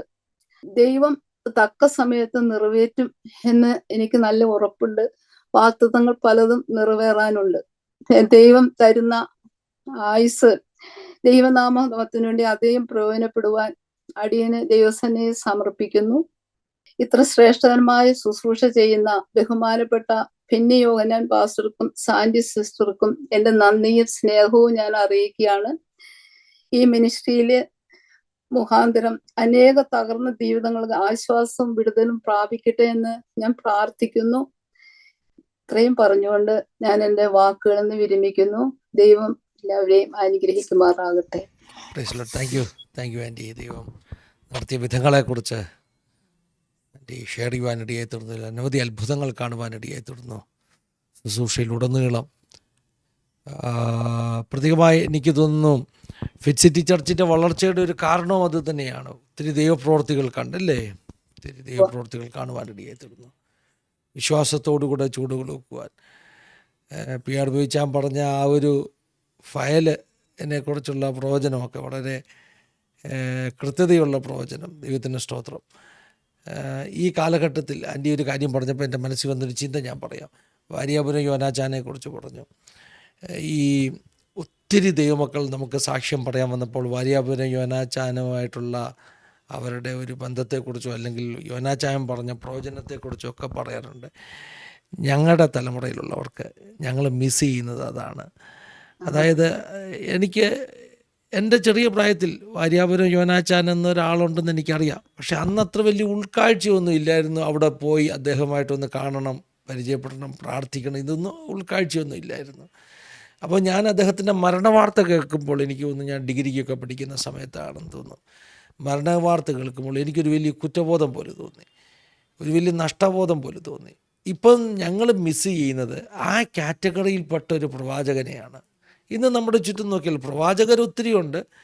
പക്ഷേ വാര്യാപുരം യോനാച്ചാൻ എന്ന് പറയുന്നത് പോലെ ഒരു റിലയബിളായിട്ടുള്ള, നമുക്ക് വിശ്വസിക്കുവാൻ കഴിയുന്ന, ഉറപ്പുള്ള ഒരു പ്രവാചകനെ ഈ കാലഘട്ടം മിസ് ചെയ്യുന്നുണ്ട്. എൻ്റെ തലമുറയോ എൻ്റെ മക്കളുടെ തലമുറയോ ഒക്കെ മിസ് ചെയ്യുന്നതാണ്. അത് ഭയങ്കര ഒരു നീഡാണ്. കൃത്യതയുള്ള, വിശ്വസ്തതയുള്ള പ്രവാചകന്മാർ. പി ആർ ബേച്ചാനെക്കുറിച്ച് നമ്മൾ കേട്ടു. ബേച്ചാന് നടത്തിയ ചില പ്രവചനങ്ങളൊക്കെ പിന്നീട് നമ്മൾ യൂട്യൂബിലൊക്കെ കണ്ടിട്ടുണ്ട്. കേരളത്തിലെ വെള്ളപ്പൊക്കത്തെ കുറിച്ച് പ്രവചിച്ചായിരുന്നു വെച്ചാൽ. അതെ, ആ വീഡിയോ ഒക്കെ ഒത്തിരി വൈറലായതാ. അത് ആ പറഞ്ഞ ഡിറ്റോ പോലെ തന്നെ സംഭവിച്ചു. ഒരു സെന്റൻസ് പോലും, ഒരു വാക്ക് പോലും തെറ്റാതെ അത് എല്ലാം നടന്നു. നമ്മുടെ ജനറേഷനിൽ അങ്ങനെയുള്ള ദേവദാസന്മാർ ഇനി എഴുന്നേറ്റ് വരണം. അതൊരു വലിയ ചലഞ്ചാണ്. ഞങ്ങളുടെ ചർച്ചിൽ ഞങ്ങളുടെ കുഞ്ഞുങ്ങളെ ഉത്സാഹിപ്പിക്കാറുണ്ട്. നിങ്ങളിൽ നിന്ന് വിശ്വസ്ത പ്രവാചകർ, പ്രവാചകിമാർ എഴുന്നേൽക്കണം. ഈ കാലഘട്ടത്തിന് ദൈവത്തിൻ്റെ നാവായി പ്രവർത്തിക്കുവാനുള്ള, ദൈവശബ്ദമായി മാറുവാനുള്ളവർ ആവശ്യമാണ്. വിശ്വസ്തരെ എഴുന്നേൽക്കണം. വിശ്വസ്തരെയാണ് ഈ കാലത്ത് കിട്ടാത്തത്. ഞാൻ പഠിച്ചൊരു പാഠം, സുവിശേഷ വേലയ്ക്ക് ഫണ്ടല്ല ആവശ്യം, സുവിശേഷ വേലയ്ക്ക് പണമല്ല ആവശ്യം, സുവിശേഷ വേലയ്ക്ക് വിശ്വസ്തരെയാണ് ആവശ്യം. വിശ്വസ്തരുണ്ടെങ്കിൽ പണി യജമാനൻ്റേതാണ്, യജമാനനാണ് വീട് പണിയുന്നത്. അവൻ അതിനുള്ള ഫണ്ട് കൊണ്ടുവരും. നമ്മൾ പണിക്കാരാ, വിശ്വസ്തരാകുന്ന ശുശ്രൂഷകന്മാരാണ് ഈ കാലഘട്ടത്തിൽ ആവശ്യം. അതൊരു വലിയ ചലഞ്ചായിട്ട് ഏറ്റെടുക്കണം. ഒരു ഒരു ഒരു തലമുറ എഴുന്നേറ്റ് വരട്ടെ എന്ന് നമുക്ക് പ്രാർത്ഥിക്കാം. കൂടുതൽ പ്രാർത്ഥിച്ച് ദൈവസന്നിധിയിൽ ദൈവ സാന്നിധ്യത്തിൽ നാം സമയങ്ങൾ ചെലവഴിക്കുമ്പോൾ നമ്മുടെയൊക്കെ ജീവിതത്തിൽ ഇങ്ങനെയുള്ള ആത്മീക അനുഭവങ്ങളുണ്ടാകും. ദൈവമായിട്ടുള്ള അടുപ്പം വർദ്ധിക്കുമ്പോൾ, കമ്മ്യൂണിക്കേഷൻ വർദ്ധിക്കുമ്പോൾ ദൈവം പറയുന്നത് കൂടുതൽ വ്യക്തതയോട് കേൾക്കുവാനിടയായിത്തീരും. നമ്മൾ പലപ്പോഴും ദൈവമായിട്ട് ഫൈൻ ട്യൂൺഡ് അല്ല. അതുകൊണ്ടാണ് നമുക്ക് ദൈവത്തെ കേൾക്കാൻ പറ്റാത്തത്. ദൈവവുമായിട്ടുള്ള കമ്മ്യൂണിക്കേഷൻ വല്ലപ്പോഴുമാണ്. ആവശ്യം വരുമ്പോൾ ഓടിപ്പോയി പറയുന്നു. എന്നാൽ എപ്പോഴും ദൈവവുമായി സംസാരിക്കുന്ന ഒരാൾക്ക് ഏത് ആൾക്കൂട്ടത്തിൻ്റെ നടുവിലും ദൈവത്തിൻ്റെ ശബ്ദം തിരിച്ചറിയാൻ പറ്റും. ഇന്ന് നമുക്ക് പലപ്പോഴും കൺഫ്യൂഷനാണ്. ഇത് ദൈവം പറഞ്ഞതാണോ, സാത്താൻ പറഞ്ഞതാണോ, മനുഷ്യൻ പറഞ്ഞതാണോ? ഇങ്ങനെ പലരും ചോദിക്കുന്നത്. പക്ഷേ ഇത് ദൈവം തന്നെയാണോ പറഞ്ഞത്, അതിൻ്റെ തോന്നലാണോ, എൻ്റെ തോന്നലാണോ, മനുഷ്യൻ പറഞ്ഞതാണോ, സാത്താൻ പറഞ്ഞതാണോ എന്നൊക്കെ കൺഫ്യൂഷനാണ്. കാരണം എന്താ? ഇത്രയും ശബ്ദങ്ങളുടെ നടുവിൽ ദൈവത്തിൻ്റെ ആ നേർത്ത മന്ദസ്വരം തിരിച്ചറിയണമെങ്കിൽ ആ സ്വരം എപ്പോഴും കേൾക്കണം. ആവശ്യമുള്ളപ്പം മാത്രം ഓടിപ്പോയി കർത്താവെന്ന് വിളിക്കുമ്പോൾ കേൾക്കുന്ന സ്വരം നമ്മുടെ ബ്രെയിനിൽ മാപ്ഡ് അല്ല, തിരിച്ചറിയാൻ പറ്റത്തില്ല. ഞാൻ എന്നെ കേൾക്കുന്ന പ്രത്യേകിച്ച് യൗവനക്കാരോട് പറയട്ടെ, ദൈവമായിട്ട് എന്നും സംസാരിക്കുന്ന ഒരു സ്വഭാവം ഡെവലപ്പ് ചെയ്യുക, ദൈവമായിട്ടുള്ള ബന്ധം വർദ്ധിപ്പിക്കുക, ഫൈൻ ട്യൂൺഡ് ആവുക. പഴയ റേഡിയോയിലൊക്കെ ഫൈൻ ട്യൂണിംഗ് എന്ന് പറഞ്ഞൊരു ബട്ടൺ ഉണ്ടായിരുന്നു, ഒരു നോബ് ഉണ്ടായിരുന്നു. നമ്മളൊരു സ്റ്റേഷൻ പിടിക്കാൻ ശ്രമിച്ചിട്ട് കിട്ടുന്നില്ലെങ്കിൽ പിന്നെ എന്ത് ചെയ്യുക? ഫൈൻ ട്യൂണിങ് നമ്മൾ തിരിക്കുമ്പോൾ ആ പൊട്ടലും ചീറ്റലുമുള്ള അവസ്ഥയൊക്കെ മാറിയിട്ട് ക്ലിയറായിട്ട് കേൾക്കാൻ തുടങ്ങി. ഇതുപോലെ ജീവിതത്തിൽ ദൈവമായിട്ടൊരു ഫൈൻ ട്യൂണിങ് നമുക്കുണ്ടാകണം. PR ബേബിച്ചാനെ പോലുള്ളവരുടെയൊക്കെ ജീവിതത്തിൻ്റെ ഒരു വിജയം അതാണ്. അവർ ദൈവമായിട്ട് ഫൈൻ ട്യൂൺഡായിരുന്നു. ദൈവമായിട്ട് എപ്പോഴും കമ്മ്യൂണിക്കേറ്റ് ചെയ്യുന്ന, പ്രാർത്ഥിക്കുന്ന ജീവിതാനുഭവം. ആ ജീവിതാനുഭവം, ആ വിശ്വസ്തതയുമാണ് നമ്മളിന്ന് കേട്ട സാക്ഷ്യത്തിൻ്റെ പിന്നിൽ, എറണാകുളം ഫെയ്ത്ത് സിറ്റി ചർച്ചിൻ്റെ പിന്നിൽ. ദൈവത്തിന് സ്തോത്രം ചെയ്യുന്നു. എനിക്ക് തോന്നുന്നു ഞങ്ങൾ ബോംബെയിൽ ചർച്ച് ആരംഭിച്ച സമയത്ത് 2010 ഞങ്ങൾക്ക് ഒരു ഇൻഡസ്ട്രിയൽ എസ്റ്റേറ്റിൻ്റെ അകത്തൊരു സ്ഥലമാണ് കിട്ടിയത്. വഴിയൊന്നുമില്ലായിരുന്നു. വഴി എന്ന് പറഞ്ഞാൽ ഇൻഡസ്ട്രിയൽ എസ്റ്റേറ്റ് ആയതുകൊണ്ടുള്ള ഒരു പ്ലസ് പോയിൻ്റ്, സൗണ്ടിനൊരു പ്രശ്നവും ഇല്ല. ആരും സൗണ്ട് ഉണ്ടാകുന്നതെന്ന് പറഞ്ഞാൽ പ്രശ്നം ഉണ്ടാക്കാൻ വരത്തില്ല. അതുകൊണ്ടാണ് ഞങ്ങൾ അങ്ങനെ എടുത്തത്. എന്നാൽ സഹോദരിമാർക്കൊക്കെ, അതും പ്രത്യേകിച്ച് ഈ അലൂമിനിയം ആയിരുന്നു, അതോ സ്റ്റീൽ പാത്രങ്ങൾ ഉണ്ടാക്കുന്ന കമ്പനികൾ. അപ്പോൾ അതിനകത്തുള്ള ഈ ബഫിംഗ് എന്നൊക്കെ പറയും, ഈ വലിയ കറുത്ത ഒരു കെമിക്കലിൻ്റെയൊക്കെ സ്മെല്ലും കറുത്ത ഒരു പൗഡറും ഒക്കെ ഉണ്ട്. ഈ സ്റ്റീൽ ബഫിങ് നടത്തുന്ന ഒരു ഇൻഡസ്ട്രി ആയിരുന്നു അത്. അപ്പോൾ സഹോദരിമാർക്കൊക്കെ അവിടെ വരുന്നത് അതൊക്കെ വലിയ ബുദ്ധിമുട്ടാണ്, പ്രത്യേകിച്ച് അലർജി ഉള്ളവർക്ക്. ഇവർക്കൊക്കെ എന്ന് പറഞ്ഞാൽ ഒറ്റയ്ക്ക് അവിടെ കയറി വരാൻ മടിയാണ്. കാരണം അവിടെ പുരുഷന്മാരുടെ മാത്രം ഒരു സാമ്രാജ്യമാണ് ഇൻഡസ്ട്രി. അപ്പം മഴയായി കഴിഞ്ഞാൽ ആ റോഡ് മുഴുവൻ ചള്ളയും മുട്ടറ്റം വെള്ളത്തിൽ കൂടെ വേണം ആരാധനയ്ക്ക് വരാൻ. അപ്പം ഫെയ്ത്ത് സിറ്റി ചർച്ചിൻ്റെ ട്രിവാൻഡ്രം ചർച്ചുമായിട്ട് ബന്ധപ്പെട്ട് നിൽക്കുന്ന ഒരു ദേവദാസൻ, എൻ്റെ ഒരു സ്നേഹിതനും ആത്മീയ ബന്ധമൊക്കെ ഉള്ളൊരു ദേവദാസനാണ്. അദ്ദേഹം നമ്മുടെ ചാനലിൽ സാക്ഷ്യം പറഞ്ഞിരുന്നു. അദ്ദേഹവുമായിട്ട് ഞാനിങ്ങനെ സംസാരിച്ചപ്പോൾ ഞാൻ പറഞ്ഞു, അച്ഛാ, ഞങ്ങൾക്ക് സ്ഥലമൊന്നും ഇല്ലാത്തൊരിടത്താണ് ഇങ്ങനെ ആരാധിക്കാൻ കിട്ടിയത്, അങ്ങ് അകത്തെ സ്ഥലമാണ്. അപ്പോൾ അദ്ദേഹം എന്നോട് പെട്ടെന്ന് പറഞ്ഞു, ഈ ഫെയ്ത്ത് സിറ്റി ചർച്ച് ആദ്യം ആരാധിക്കുന്ന സ്ഥലം അല്പം അകത്തോട്ടായിരുന്നു.